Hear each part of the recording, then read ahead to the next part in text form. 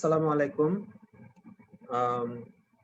প্রিয় দর্শক সবাইকে আমন্ত্রণ জানাচ্ছি আরো একবার। আমি KMH Sajid, Shahid Suhrawardy medical college, session 2017-18 access medical school কর্তৃক আয়োজিত ফার্স্ট প্রফেশনাল এক্সামের যে রিভিউ এবং রিটেন সেশন, সেই সেশনের আমি গত দুইটা ক্লাসে কার্ডিওভাস্কুলার সিস্টেমের রিভিউ সেশন নিয়ে তোমাদের সাথে আলোচনা করেছিলাম। আমরা পুরা কার্ডটার চেষ্টা করেছি যে একটা রিভিউ দিতে। পুরা যে টপিক গুলো আছে মিলি ভাইবা, অসপি এবং রিটেনেরও কিছু কোশ্চেন কি আমরা সেই সাথে আলোচনা করেছি। আজকে আমাদের সেশনটা হচ্ছে এক্সক্লুসিভলি একটা রিটেন সেশন।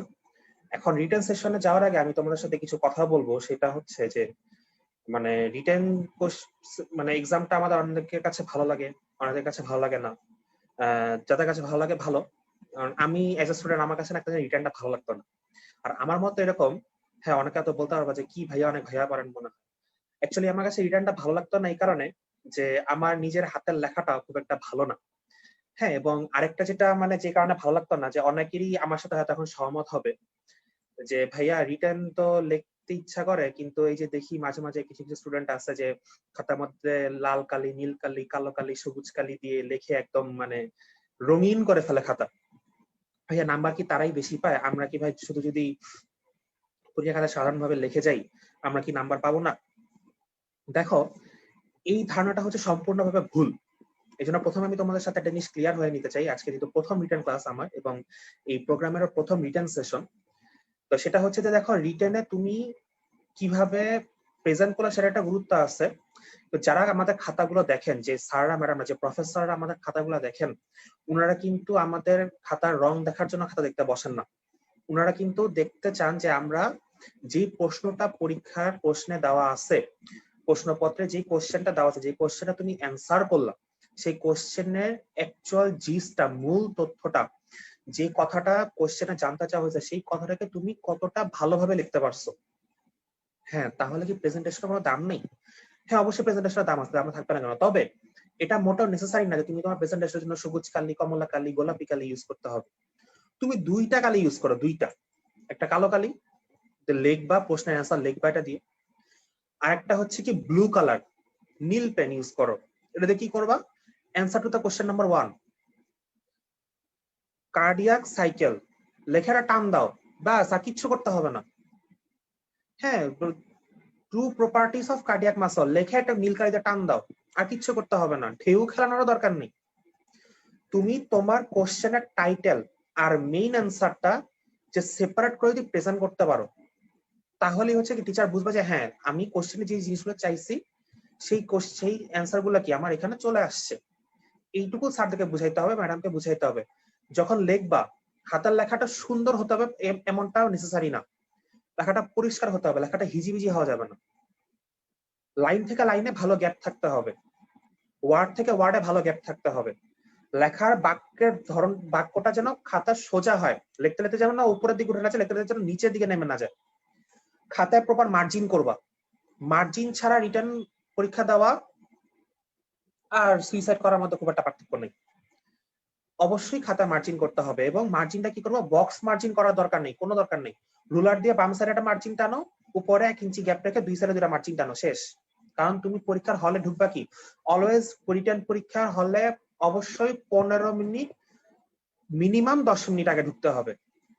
10 মিনিট আগে ঢুকে তুমি খাতাটা নিয়ে তোমার গোল্লাগুলা ভরাট করতে হবে।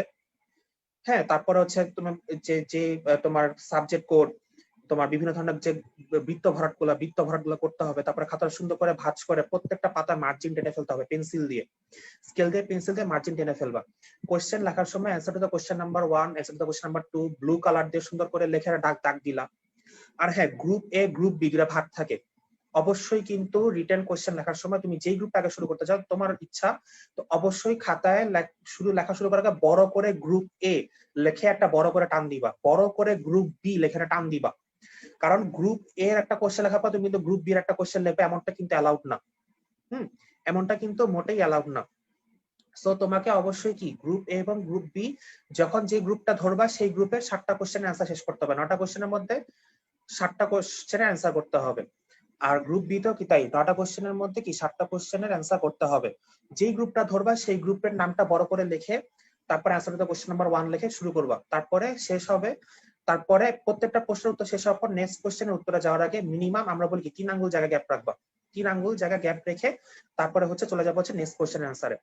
যদি মনে করো যে একটা খাতায় তোমার প্রায় টেল এন্ডের দিকে, ধরো একটা খাতা অলমোস্ট টেল এন্ডের দিকে তোমার লেখা শেষ হয়ে গেছে, এখানে নতুন করে কিছু লিখবা না, এখানে নতুন করে কিছু কি লেখার দরকার নেই, আলাদা পাতা চলে যাও। তুমি তোমার পয়সা দিয়ে পরীক্ষা দিচ্ছ না, খাতা তোমার সরকার দিতেছে, তুমি তোমার ইচ্ছা মতো স্পেস নিয়ে ওয়েল প্রেজেন্টেশনে লেখো। টিচার যেন খাতার দিকে তাকালে বুঝতে পারে যে হ্যাঁ এই ছেলেটা বা এই মেয়েটা এই অ্যান্সার গুলা কি বুঝে বুঝে ভাগ করে করে করে করে লিখছে। হ্যাঁ, আমি রিটেন সেশন শুরু করার সময় একটা দুটো কোশ্চেন অ্যান্সারের প্যাটার্নটা যখন তোমাকে আমি বুঝাই দিব, দুই তিনটা কোশ্চেনের অ্যান্সার প্যাটার্নটা শুনলে কি তোমরা বুঝতে পারবা যে কি রিটেনের কোশ্চেনের লেখার প্রেজেন্টেশনটা কিভাবে করতে হয়, প্লাস অ্যান্সার গুলো তো আমি কিছুটা হলো বলেই দিই। ঠিক আছে, উইদাউট ফার্দার অ্যাডু আমরা তাহলে শুরু করি। আমাদের আজকে যে স্লাইড প্রেজেন্টেশন আছে আমরা সেখানে চলে যাচ্ছি।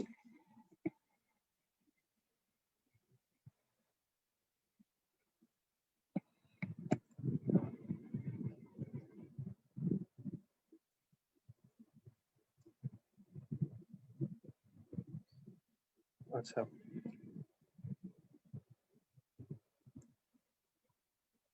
আচ্ছা, দেখো আমরা এখন আমাদের মেইন সেশনে চলে যাচ্ছি। আজকে আমরা কার্ডিওভাস্কুলার সিস্টেমের রিটেন কোশ্চেনটা নিয়ে কথা বলবো, রিটেন সেশন নিয়ে আমরা আলোচনা করব। তো প্রথমে আমরা কোশ্চেন পেপারটা অন করি। দেখো এখানে শুরু হয়েছে কোশ্চেন যে কন্ডাক্টিং সিস্টেম, আমরা এটা নিয়ে ফার্স্টে কথা বলবো। কন্ডাক্টিং সিস্টেমটা মানে কি? কন্ডাক্টিং সিস্টেমটা মানে হচ্ছে আমাদের যে টিস্যুগুলো আমরা পড়ছিলাম, যেই স্পেশালাইজড কার্ডিয়াক সেলগুলো আমাদের হচ্ছে যে কার্ডিয়াক ইম্পালস জেনারেট করে এবং কি সেটা এক জায়গা থেকে অন্য জায়গায় ক্যারি করে নিয়ে যায়। ঠিক আছে, তো সেটা হচ্ছে আমাদের কন্ডাক্টিং সিস্টেম। প্রথমে দেখো লেখা আছে কোশ্চেনটা name the junctional tissues of the heart. এটা আমি সেদিনই প্রথম সেশনে বলছিলাম যে এটা খুবই ইম্পর্টেন্ট একটা রিটেন কোশ্চেন।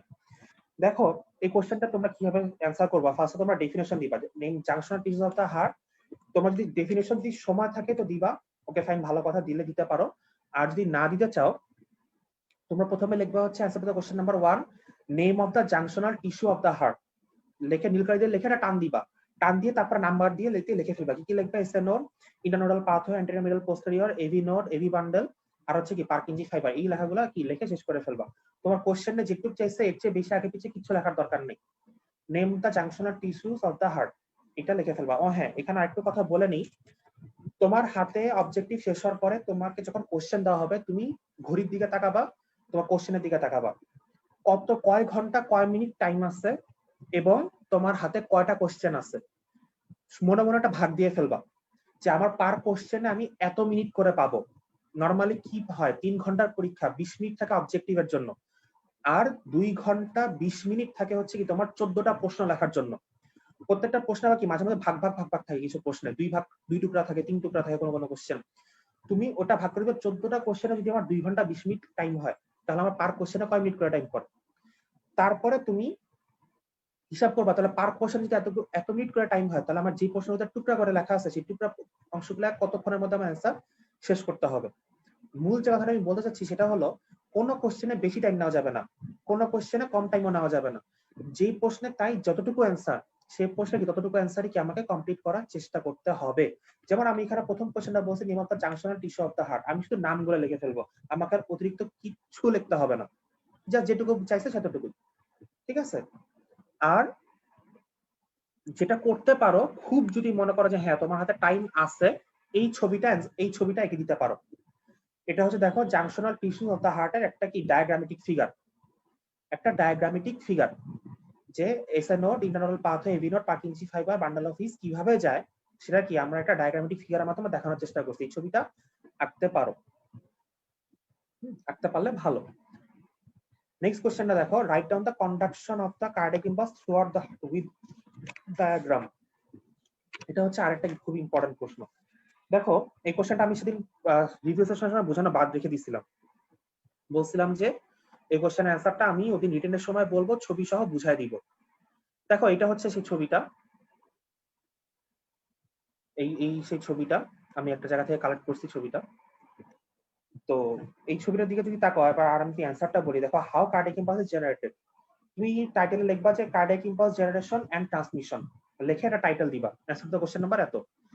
এরপরে তুমি হচ্ছে প্রসিডিউরটা লিখে যাবো সুন্দর করে। প্রসিডিউরটা কি দেখো, আমি যদি তোমাকে একটু বুঝাই রিভিউর মতো করে। ফার্স্টে হচ্ছে কি হয়, আমার কার্ডিয়াক ইম্পালস জেনারেট হয়। কার্ডিয়াক ইম্পালস প্রথম কোথায় জেনারেট হয় আমরা সবাই জানি, এসএ নোডে। এসএ নোডে জেনারেট হওয়ার পর সেই ইম্পালসটা কোথায় যায়, আমার পুরো অ্যাট্রিয়ামে ছড়ায় যায়। সেকেন্ড স্টেপটা হচ্ছে আমার পুরো অ্যাট্রিয়াল মাসলে রেডিয়ালি কি ছড়ায় যাবে। ছড়া যাওয়ার পরে দেখো পরের স্টেপটা কি, এসএ নোড থেকে এবি নোডে যাবে। এসএ নোড থেকে দেখো আমার ছবিতে প্রথম ছবিতে প্রথম অংশে দেখো এসএ নোড থেকে এবি নোডে আমার অ্যাট্রিয়াল অ্যাক্টিভেশন হচ্ছে এবং এবি নোডে ইম্পালসটা যাচ্ছে। ইম্পালসটা যাওয়ার পরে দেখো কি হয়, যে এরপর হচ্ছে এবি নোড থেকে যায় হচ্ছে এবি বান্ডালে। এবি বান্ডাল মানে এবি বান্ডালটা হচ্ছে কি বান্ডাল অফ হিজ, মানে এবি নোডটা পরে দুটো ব্রাঞ্চ হয়, বান্ডাল অফ হিজ, লেফট এবং right branch of AV bundle. তো সেই এবি বান্ডালে যায়, এবি বান্ডাল থেকে তারপর হচ্ছে আলটিমেটলি পার্কিনজি ফাইবারে চলে যায়। পার্কিনজি ফাইবারটা কি একদম আমাদের ভেন্ট্রিকুলার মাসল বা মায়োকার্ডিয়াম লেভেলে থাকে।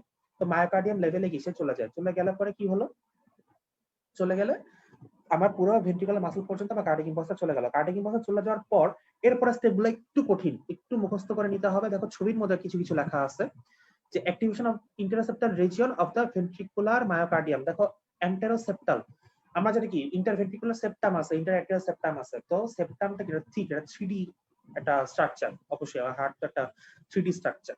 তো এই সেপ্টামের সামনের দিকের যে অংশটা অ্যান্টেরোল্যাটারাল, সামনের দিকের যে অংশটা সেটা হচ্ছে কি ফার্স্টে কার্ডিয়াক ইম্পালসারে অ্যাক্টিভেট হবে। নেক্সট স্টেপটা হচ্ছে দেখো সেপ্টাম অ্যাক্টিভেট হওয়ার পরে major portion of the ventricular myocardium আমার অ্যাক্টিভেট হবে। ফার্স্টে সেপ্টাম অ্যাক্টিভেট হলো, সহজ করে আমরা মনে রাখি যে anterolateral portion of the septum activated হলো, তারপরে আমার major portion of the ventricular myocardium সেটা অ্যাক্টিভেটেড হলো, তারপরে লাস্ট থেকে লেট অ্যাক্টিভেশন হবে কার, posterobasal region of the left ventricle with pulmonary conus. Pulmonary conus কথাটা বাদ দাও যদি মনে না থাকে, লেখো লিখবা হচ্ছে late activation of posterior basal region of the left ventricle। এই কটা স্টেপ, এই যে তিনটা স্টেপ পরে বললাম। আর ফার্স্টে এসএন নোড ইম্পালস তৈরি হলো, অ্যাট্রিয়ামে গেল, অ্যাট্রিয়াম অ্যাক্টিভেশন হলো, এসএন থেকে এবি নোডে আসলো, এবি নোড থেকে এবি বান্ডলে আসলো, এবি বান্ডল থেকে পার্কিনজি ফাইবারে আসলো। এই পর্যন্ত আমরা সবাই বলতে পারবো। তারপর যে তিনটা স্টেপ, এই তিনটা স্টেপকে আমাদের একটু মুখস্থ করে নিতে হবে এবং আমাদের হচ্ছে লিখতে হবে কি, একটা হচ্ছে anteroseptal region of the ventricular myocardium, তারপরে হচ্ছে major portion of the ventricular myocardium, তারপর হচ্ছে late activation of the posterior basal region of the left ventricular myocardium। এই তিনটা স্টেপ এবং সাথে এই ছবি দিতে পারলে বেস্ট। এই ছবিটা এই যে ডায়াগ্রামেটিক ভাবে দেওয়া আছে এতটুকু যদি তুমি আঁকতে পারো এই পাশে ছোট করে ক্যাপশন দিয়ে, মোর দেন এনাফ, মোর দেন এনাফ। লেখাটা লিখে ফেলবা ছোট করে, যে লেখা বেশি এলাবোরেট করতে যাবা না, কজ হচ্ছে আমার এখানে ছবি আঁকা আছে যেহেতু ছবিটা আঁকতেই হবে এই কোশ্চেনের জন্য, এবং এই ছবিটা দেখে ফেলতে পারো। আমার মনে হয় 5-এ এই কোশ্চেনে তোমার 5 মার্কের কোশ্চেন হয়, 5-এ 4 পাওয়াটা এমন কোনো কঠিন কিছু না।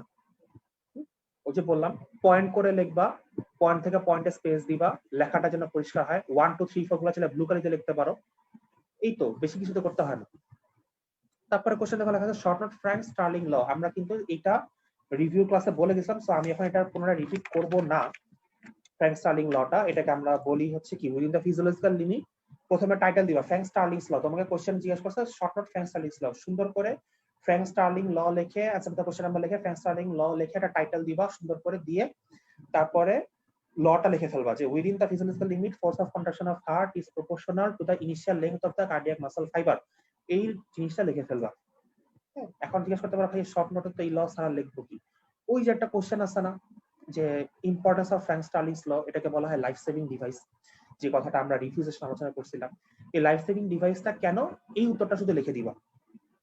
অথবা তুমি লাইফ সেভিং ডিভাইস লিখতে না চাও, ফ্র্যাঙ্ক স্টার্লিং ল লেখা লটা লিখলা, এরপরে ইম্পর্টেন্স একটা টাইটেল দিবা। ইম্পর্টেন্স একটা টাইটেল দিয়ে তারপর হচ্ছে তুমি লিখবা যে এই লটাকে this law can be stated as life saving device because in cardiac failure। এরপরে তুমি তোমার কাহিনীটা লেখো ছোট করে। শর্ট নোটে তোমার হচ্ছে কত 2.5 মার্ক করে থেকে একটা শর্ট নোটে, সো 2.5 মার্কের জন্য ল এবং এই ইম্পর্টেন্সটা লিখতে পারাটাই মোর দ্যান এনাফ। 2.5-এ 1.5 থেকে 2ও দেয়, 1.5 থেকে 2ও দেয়, ভালো লেখা ভালো হলে। হ্যাঁ দেখা যায় লেখা পরিষ্কার আছে, 2.5-এর মধ্যে 2 পাওয়াটা অসম্ভব কিছু না। নেক্সট কোশ্চেন আমরা বলবো হচ্ছে write down the mode of transmission of impulse through out the heart with diagram. একই কোশ্চেন দেখো, 2 নাম্বার আর 4 নাম্বারটা একই কোশ্চেন। একই কোশ্চেন একই অ্যান্সার, কোশ্চেনের ফরম্যাটটা একটু আলাদা, আর কিছু না। 2 আর 4 আমাদের একই কোশ্চেন, অ্যান্সারটা একই হবে। সো পরের কোশ্চেন হচ্ছে দেখো what is AV nodal delay, give it significance. আমি বলছিলাম ওটা আমি যেহেতু রিভিউ সেশনে এভিনিউরাল ডিলেটা খুব এলাবোরেট আলোচনা করছি, বাট আমি লাস্টে বলে দিছিলাম যে এটা হচ্ছে মেইনলি রিটেনে বেশি আসে। রিটেনে এর ইম্পর্টেন্স যে সিগনিফিকেন্স এই কোশ্চেনটা কিন্তু বেশি বেশি আসে। দেখো এভিনিউরাল ডিলেটা কি আমরা বলছিলাম যে এসএ নোট থেকে ইম্পালস এভিনিউরাল পৌঁছাতে যে ডিলে সেটাই হচ্ছে এভিনিউরাল ডিলে। ডেফিনেশন লিখে ফেলবা যে এভিনিউরাল ডিলে শর্ট নোট আকারে যদি আসে বা যদি এরকম কোশ্চেন আসে, ধরো যে এই ফরম্যাটে কোশ্চেন আসে হোয়াট ইজ এভিনিউরাল ডিলে, তুমি ফার্স্টে লিখবা এভিনিউরাল ডিলে লিখে টাইটেল দিয়ে এভিনিউরাল ডিলের সংজ্ঞাটা লিখবা যে the delay in transmission of cardiac impulse from atrial to ventricle is known as epineal delay. তারপরে লিখবা হচ্ছে টাইম, ডিলে টাইম লেখা টাইটেল দিবা, দিয়ে পাশে লিখে ফেলবা 0.09 সেকেন্ড। তারপরে চাইছে কি, এরপরে কস্ট চাই নাই, কস্টটা মিলি চায় না, মিলি চাইছে সিগনিফিকেন্স, এটাই বেশি বেশি আসে। সিগনিফিকেন্সটা লিখবা। সিগনিফিকেন্সটা কি, একটা কথা হচ্ছে যে এটা অ্যাট্রিয়ামকে ভেন্ট্রিকলে ব্লাড এমটি করার জন্য একটা প্রয়োজনীয় টাইম দেয় ভেন্ট্রিকুলার সিস্টল হওয়ার আগে। মানে ভেন্ট্রিকল সিস্টল হওয়ার আগে যদি ভেন্ট্রিকলটা পরিপূর্ণভাবে ব্লাড দ্বারা ফুলফিল হতে পারে, সেই টাইমটা যেন ভেন্ট্রিকল পায়, সেই জন্য কি এভিনিউরাল ডিলেটা আল্লাহ তাআলা আমাদেরকে দিছে। সো এটা হচ্ছে তোমরা এভাবে লিখবা যে অ্যাডভান্টেজ অফ এভিনিউরাল ডিলে লিখে এই একটা বাক্য বা দুইটা বাক্যে কথাটা লিখে ফেলবা, বাস হয়ে যাবে। এই প্রশ্নের উত্তর। এরপর হচ্ছে এই কোশ্চেনটা খুবই important, S A node is called the pacemaker of the heart. এটা মনে করো কোন একটা কোশ্চেনে ল্যাঞ্জা হিসেবে আসতে পারে। ল্যাঞ্জা মানে বুঝো, ল্যাঞ্জা মানে হচ্ছে টেইল, মানে একটা টুকরা হিসেবে আসলো। ধরো 3 নম্বরে একটা বড় কোশ্চেন দিছে, বা 3 নম্বরের কোশ্চেনটা তো লাস্ট সেকেন্ড পার্ট, ফার্স্ট পার্টে হচ্ছে তোমার এই কোশ্চেনটা লাগাই দিল যে why S A node is called the pacemaker of the heart. তুমি সুন্দর করে S A node why S A node is called the pacemaker of the heart, এই কোশ্চেনটা আমরা ভাইবার জন্য আমরা একটু বুঝে পড়ছিলাম কিনা আমাদের মনে আছে কিনা আমি জানি না। রিভিউ সেশনে আমি আলোচনা করেছিলাম যে এস এ নোডকে কেন পেসমেকার অফ দ্য হার্ট বলা হয়। ফার্স্টে তুমি লিখবা যে টাইটেল দিবা যে S A node is the pacemaker of the heart, এই কথাটা লিখে টাইটেল দিবা। আমার কথা হচ্ছে যে আমি বারবারই কথাটা বলতেছি যে তুমি কোন কোশ্চেনটার অ্যান্সার করতেছো, তোমার অ্যান্সার তো কোশ্চেন নাম্বার 4 নম্বর কোশ্চেনটা কি ছিল এটা কিন্তু টিচাররা মুখস্থ করে মনে রাখবে না, তাদের কিন্তু তো সময় নাই। তারা এই জন্য তোমাকে টাইটেল দিয়ে বুঝাই দিতে হবে যে তুমি কোন কোশ্চেনের অ্যান্সারটা লিখতে চাচ্ছ। তোমার এখানে কোন মানে যে অ্যান্সারটা লিখতেছো এটা কি টপিকের অ্যান্সার, তুমি কি এভিনিউরাল ডিলে লিখতেছো, তুমি কি জাংশনাল টিস্যু লিখতেছো, না তুমি এসএ নোট নিয়ে লিখতেছো। এই টাইটেলটা তোমাকে কি ফার্স্টে অ্যান্সারের শুরুতে টাইটেলটা ব্লু কালি দিয়ে লিখে দিতে হবে। হ্যাঁ, এটা যদি তুমি না লেখো, তুমি যদি সরাসরি ব্ল্যাক কালি দিয়ে অ্যান্সার লেখা শুরু করে দাও, এটা কিন্তু টিচাররা কিন্তু বুঝতে কষ্ট হয় এবং সাবসিকুয়েন্টলি কি নাম্বারটা কমে যায়। কোশ্চেনের রিটেন কোশ্চেনের নাম্বারটা কিন্তু এইভাবে কিন্তু অন্যদের চেয়ে কিন্তু পিছায় পড়তে হয়। এই আধা 1 নাম্বার করে পিছিয়ে গেলে কিন্তু অনেকখানি কি পিছিয়ে যেতে হয় রিটেন কোশ্চেনের নাম্বার তুলতে গিয়ে। আমাদের কিন্তু অনেকেরই কষ্ট হয় রিটেনের নাম্বার তুলতে, কারণ আমরা প্রেজেন্টেশনটা ঠিক মতো জানি না। তাও তুমি ফার্স্টে লিখে ফেলবে যে S A node why S A node is pacemaker of the heart, ছোট করে লেখা টাইটেল দিয়ে দিলে একটা। তারপর তুমি লেখা শুরু করো। ফার্স্টে তুমি কি লিখবা, পেসমেকার মানে কি। পেসমেকার শব্দটাকে ইনভার্টেড কমার মধ্যে লিখে তুমি লিখলা pacemaker means a thing or something which determines the pace of something. হ্যাঁ, here in relation to the heart, pacemaker means the tissue or the cell that determines at which rate the heart will beat. এই ভূমিকাটা তুমি ফার্স্টে দিবা যে pacemaker means the a thing or something which determines the pace of something. Here in heart, pacemaker means any tissue or cell that determines the rate at which the heart will beat. এই কথাটা লিখে তারপরে তুমি হচ্ছে সেই S A নোডের কাহিনীটা লিখতে বসবা যে এস এ নোড সকল জাংশনাল টিস্যুর মধ্যে সবচেয়ে বেশি জোরে বিট করে। আমি বাংলা বলে যাচ্ছি, তুমি ইংলিশে লিখবা যে বেশি জোরে বিট করে। এজ এ রেজাল্ট কি হয়, আমার বাকি টিস্যুগুলো হচ্ছে এস এ নোডের ইম্পালস ট্রান্সমিশন হওয়ার কারণে সেই ইম্পালসে বিট করতে থাকে, ফলে আমার টোটাল হার্টটাই ওই বিটে বিট করতে থাকে। সো দেখা গেল কি আমার এস এ নোডের ইম্পালসে পুরো হার্টটা বিট হচ্ছে, তাই এস এ নোডটাই হচ্ছে কি পেসমেকার অফ দা হার্ট। এই হচ্ছে আমার কথা, এখানে বেশি কিছু বলার নেই। তারপরে হচ্ছে নেক্সট আমরা চলে যাব পরে। এভিনিউরাল ডিলে আমি এটা ছবি রাখলাম তোমাদের জন্য, চাইলে ছবি দিতে পারো বাট ম্যান্ডেটরি না, এই ছবিটা চাইলে দিতে পারো। পড়ানো হলো। তারপরে দেখো কোশ্চেন আছে এনিউমারেট the properties of cardiac muscle. দেখো এনিউমারেট বলছে কিন্তু তারপরে বলছে এক্সপ্লেইন টু অফ देम। দেখো এনিউমারেট যখন বলে তখন কিন্তু বেশি কিছু লেখা থাকে। এনিউমারেট মানে হচ্ছে বলে যাও, মানে পয়েন্ট আকারে লিখে যাও। এনিউমারেট মানে কিন্তু তোমার শর্টলি, মানে টেল শর্টলি, মানে হচ্ছে কি এনিউমারেট। এনিউমারেট the properties of cardiac muscle, তুমি জাস্ট প্রপার্টিজ গুলো কি লিস্ট আকারে লিখে ফেলবা। ফার্স্ট টাইটেল দিবা যে প্রপার্টিজ অফ কার্ডিয়াক মাসল, লিখে 1 2 3 4 দিয়ে তুমি চলে গেলা, সব প্রপার্টিজ গুলো তুমি লিখে ফেললা। লিখে ফেলার পর তোমার not rhythmicity, conductivity, excitability, contractility, কন্ট্রাক্টাইলিটির মধ্যে তুমি লয়ের নাম দুটো লিখলা। লেখার পর হচ্ছে refractory period, tonicity, functional syncytium, এই প্রপার্টিগুলো তুমি নাম লিখে ফেললা। তারপর তোমাকে বলছে explain any two of them. আমি তোমাদের রিভিউ সেশনে যে আমার কাজটা আছে সেখানে আমি প্রত্যেকটা প্রপার্টি কি আমার সাধ্যমতো রিভিউ দেওয়ার চেষ্টা করছি। তোমাদের যে দুইটা প্রপার্টি সবচাইতে ভালো লাগে, মনে করতে পারো যে সবচেয়ে দ্রুত লিখতে পারবা এবং সবচেয়ে সুন্দর লিখতে পারবা, সে দুটো প্রপার্টি তুমি আগে থেকে রেডি করে রাখবা পড়ার সময়, যে হ্যাঁ আমি এই দুইটা প্রপার্টিটা ভালো করে দেখে রাখি, রিটেনে আসলে আমি দুইটা প্রপার্টি সুন্দর করে লিখে দিব, মেরে দিব। সো ওই দুটো তুমি তোমার মতো সিলেক্ট করে রাখবা। আমাকে যদি জিজ্ঞেস করো তাহলে আমি বলবো যে দিতে পারো, কন্ডাক্টিভিটি দিতে পারো, অটোরিথমিসিটি দিতে পারো।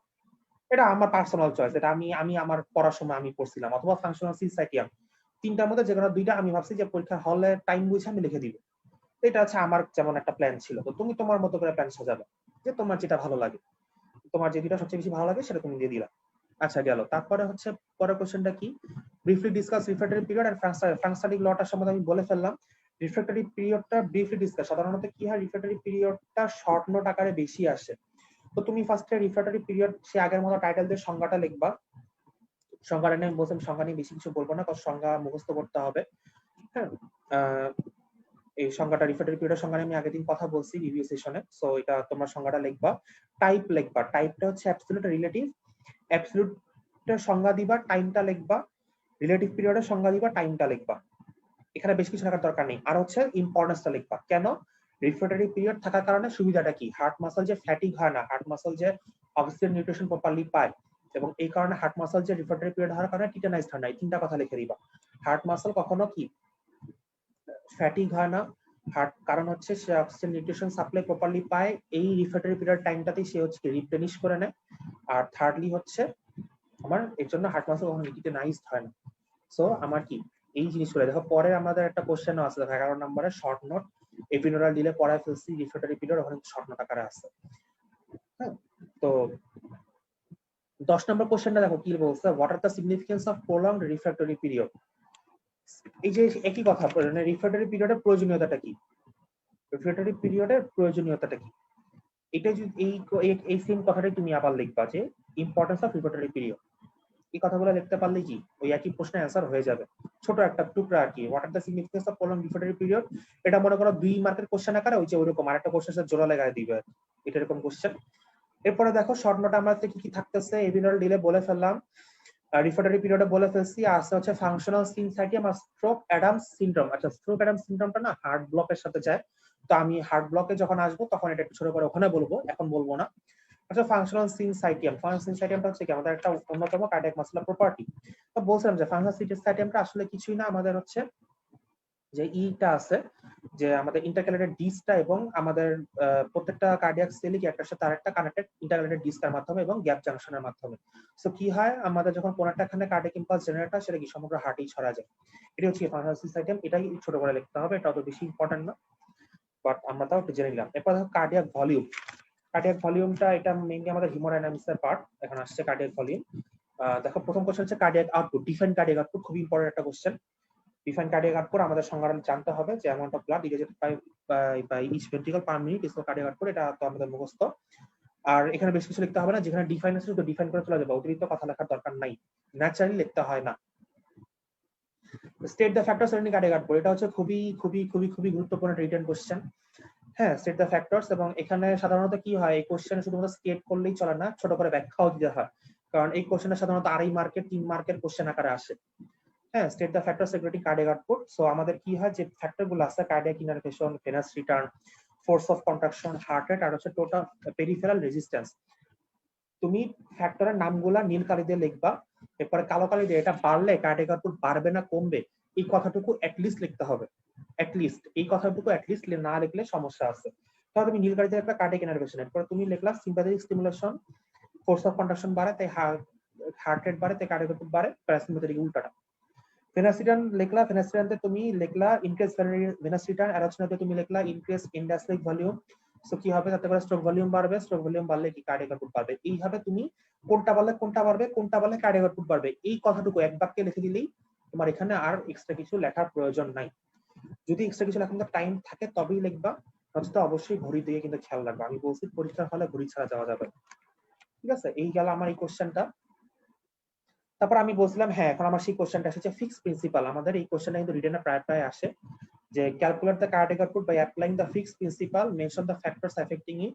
What is Fick's principle? দেখো মেইন কথাটা আমি বলতে চাচ্ছি এখানে ফিক্সড প্রিন্সিপালটা আসলে কি এবং এর সূত্রটা কি, সূত্রটা জানতে চাই। এবং মাঝে মাঝে কি করে তোমার অঙ্ক দিয়ে দেয়, হ্যাঁ কিছু ডাটা দিয়ে দেয়, সেই ডাটার উপরে একটা অঙ্ক থাকে মেইনলি কোশ্চেন, মানে ফিক্সড প্রিন্সিপালটা জানতে চায়, সূত্রটা লিখতে দিতে বলতে চায় এবং একটা ছোট করে অঙ্ক থাকে আড়াই আড়াই সরি ভাগ করে, মানে তোমার 1 প্লাস তোমার 2 প্লাস বা 1 প্লাস 3 প্লাস 3 এরকম একটা ফরম্যাটে থাকতে পারে। মেইন কথাটা হচ্ছে আমাদের ফিক্সড প্রিন্সিপালটা জানতে হবে। এখন আমরা ফিক্সড প্রিন্সিপাল সম্বন্ধে একটু জানবো যে কি বলতেছে। দেখো ফিক্সড প্রিন্সিপালটা আমি এখানে একটু রিভিউ আকারে বলে যাই, যেটা আমি বলছি মিডিয়ানে বলবো। The amount of substance taken up by an organ, মানে সাবস্টেন্স কি হতে পারে, সেটা অক্সিজেন হতে পারে, কার্বন ডাই অক্সাইড হতে পারে, নিউট্রিয়েন্টস হতে পারে, মিনারেলস হতে পারে, taken up by an organ, একটা নির্দিষ্ট অর্গান কতটুকু নিচ্ছে সেই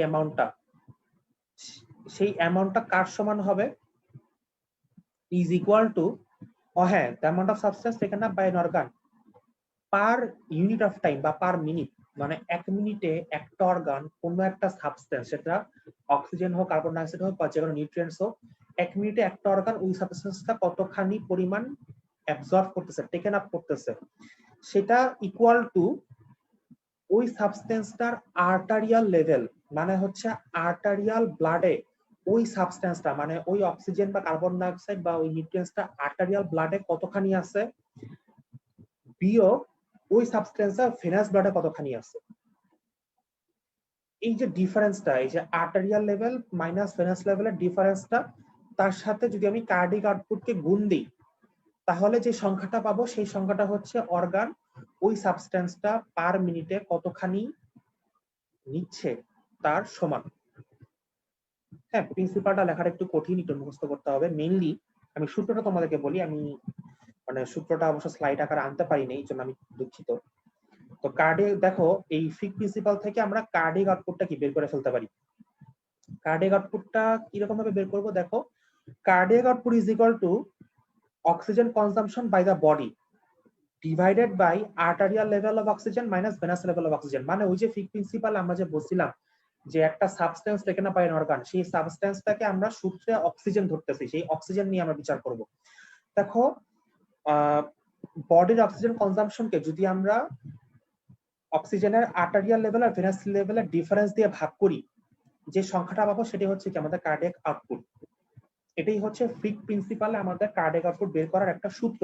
আমাদের প্রিন্সিপালটা লিখতে আসে, সূত্রটা লিখতে আসে এবং অঙ্ক থাকে। অঙ্ক কি থাকে, কিচ্ছু না, ধরো একটা মানুষের বডিতে পার মিনিটে কতটুকু অক্সিজেন কনজিউম হচ্ছে সেটা ডাটাটা দিয়ে দেয়, অক্সিজেনের আর্টারিয়াল লেভেল বলে দেয়, অক্সিজেনের ভেনাস লেভেল বলে দেয়, সবকিছু বলে দিবে, তোমাকে অঙ্ক করে খালি বের করতে পারবে, কিচ্ছু না। ব্যাস এই হচ্ছে তোমার কি অঙ্ক, এই হচ্ছে তোমার সূত্র fixed principal. Calculator most probably allow, আমার যত ধারণা রিটেনে ক্যালকুলেটর অ্যালাউ করে। আর যদি ক্যালকুলেটর অ্যালাউ না করে তাহলে তোমার হলে একটা ক্যালকুলেটর থাকবে, এক্সামিনাররা যারা ইনভিজিলেটররা যারা গার্ড দিবে ওনারা একটা ক্যালকুলেটর নিয়ে আসবে, তা ওনারা তোমাকে দিবে সেই কাজটা করার জন্য। বা সাধারণত কি করে একজন করলেই তো হয়ে যায়, ওটা তো চোরা বুদ্ধিরা তোমরা বুঝবা, ওটা আমি আর কিছু বললাম না। তো আমি আমার নেক্সট কোশ্চেনে চলে যাই, হোয়াট ইজ কার্ডিয়াক ইন্ডেক্স। আচ্ছা কার্ডিয়াক ইন্ডেক্সটা আমি ওই দিন তো বলি নাই, কার্ডিয়াক ইন্ডেক্সটা আমি পরে দেখলাম যে আমার রিভিউ সেশনে বাদ পড়ে গেছে। তো কার্ডিয়াক ইন্ডেক্সটা রিভিশনের জন্য অনেক ইম্পর্টেন্ট, অনেকবার আসছে এই কোশ্চেনটা। কার্ডিয়াক ইন্ডেক্সের সূত্র হচ্ছে, আমি সূত্রটা বলি, কার্ডিয়াক ইন্ডেক্সের সূত্র হচ্ছে cardiac output divided by body surface area.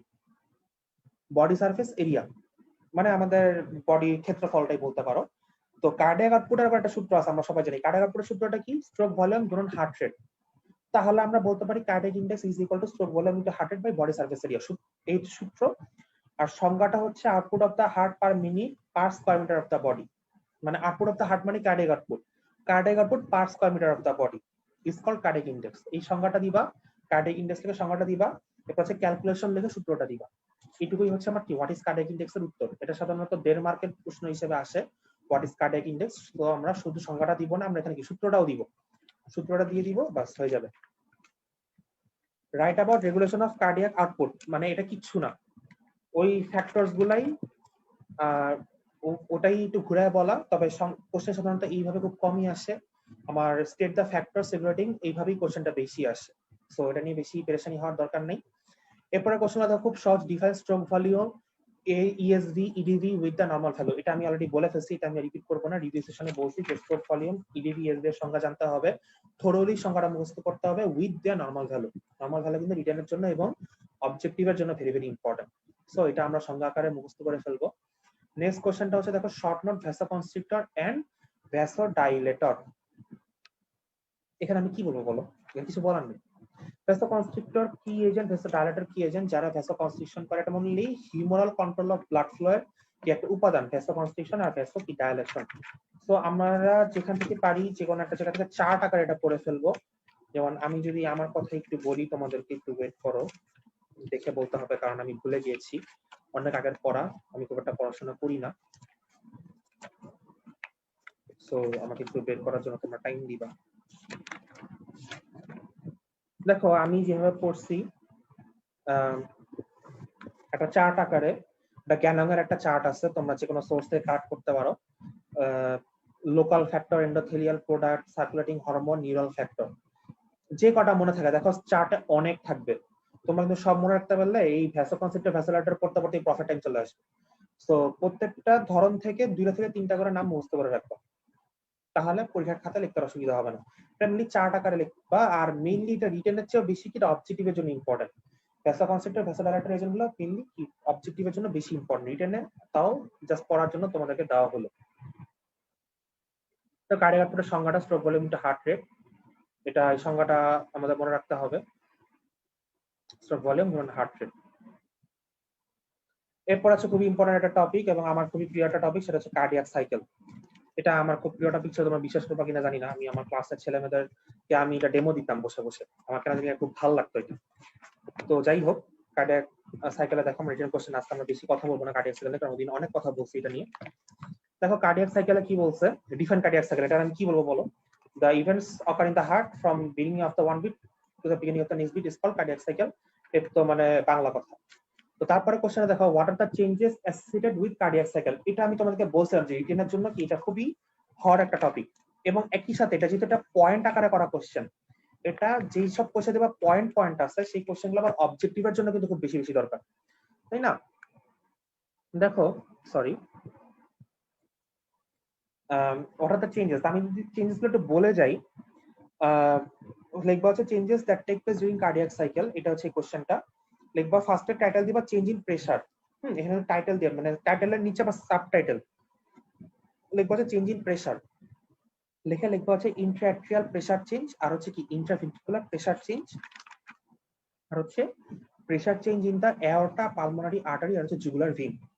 মানে তোমার প্রেসার কোথায় কোথায় চেঞ্জ হচ্ছে, আমার অ্যাট্রিয়ামে প্রেসার চেঞ্জ হয়, মানে কার্ডিয়াক সাইকেলের সময় ভেন্ট্রিকুলার প্রেসার চেঞ্জ হচ্ছে আমার, আর ব্লাড যেহেতু ভেন্ট্রিকল থেকে রাইট ভেন্ট্রিকল থেকে যায় পালমোনারি আর্টারিতে, লেফট ভেন্ট্রিকল থেকে যায় হচ্ছে এওরটাতে। সো আর জুগুলার ভেইন, যা কি জুগুলার ভেইন দিয়ে হচ্ছে আমার সুপিরিয়র ভেনা কাভা ব্লাড আসে, আর সুপিরিয়র ভেনা কাভাটা হচ্ছে সরাসরি কি আমার অ্যাট্রিয়ামের সাথে যুক্ত। সো আমার জুগুলার ভেইনও কিন্তু প্রেসারের কিছু চেঞ্জ ধরা পড়ে। সো এই জায়গাতে প্রেসার চেঞ্জ হয়।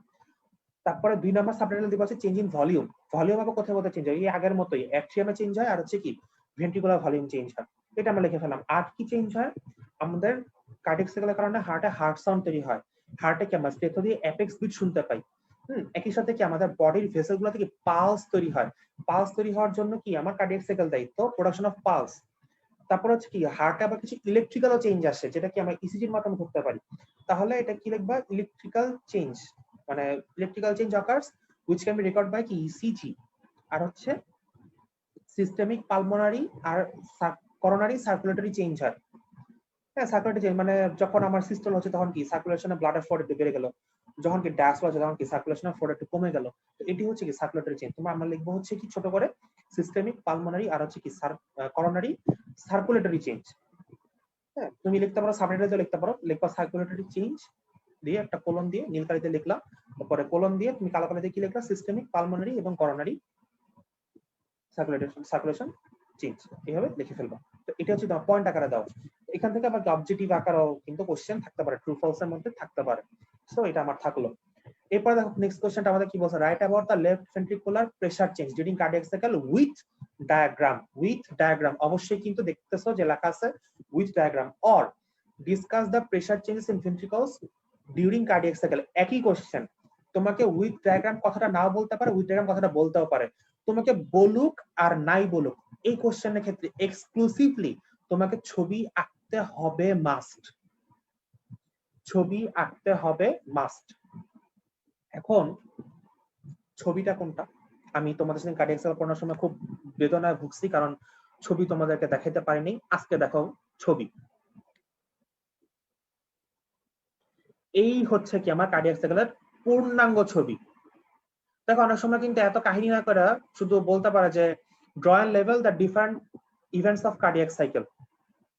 হ্যাঁ, তখন কিন্তু তোমাকে এই যে দেখো ছবিটার মধ্যে অনেক কিছু আছে। একটা গাইডনের ছবিটা, এখানে দেখো রেড কালারের একটা গ্রাফ আছে, ব্লু কালারের একটা গ্রাফ আছে, ইয়েলো কালারের একটা গ্রাফ আছে, আর হচ্ছে একটা মানে রেড কালারেরই একদম নিচের যে গ্রাফটা, এটা হচ্ছে আবার হিজিবিজি রেডিওর মতো দেখতে গ্রাফটা।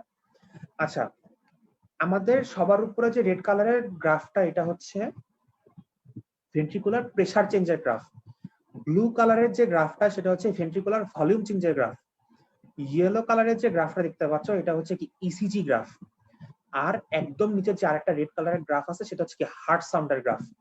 আমাদের নিচের দুইটা ছবি আঁকতে হবে না।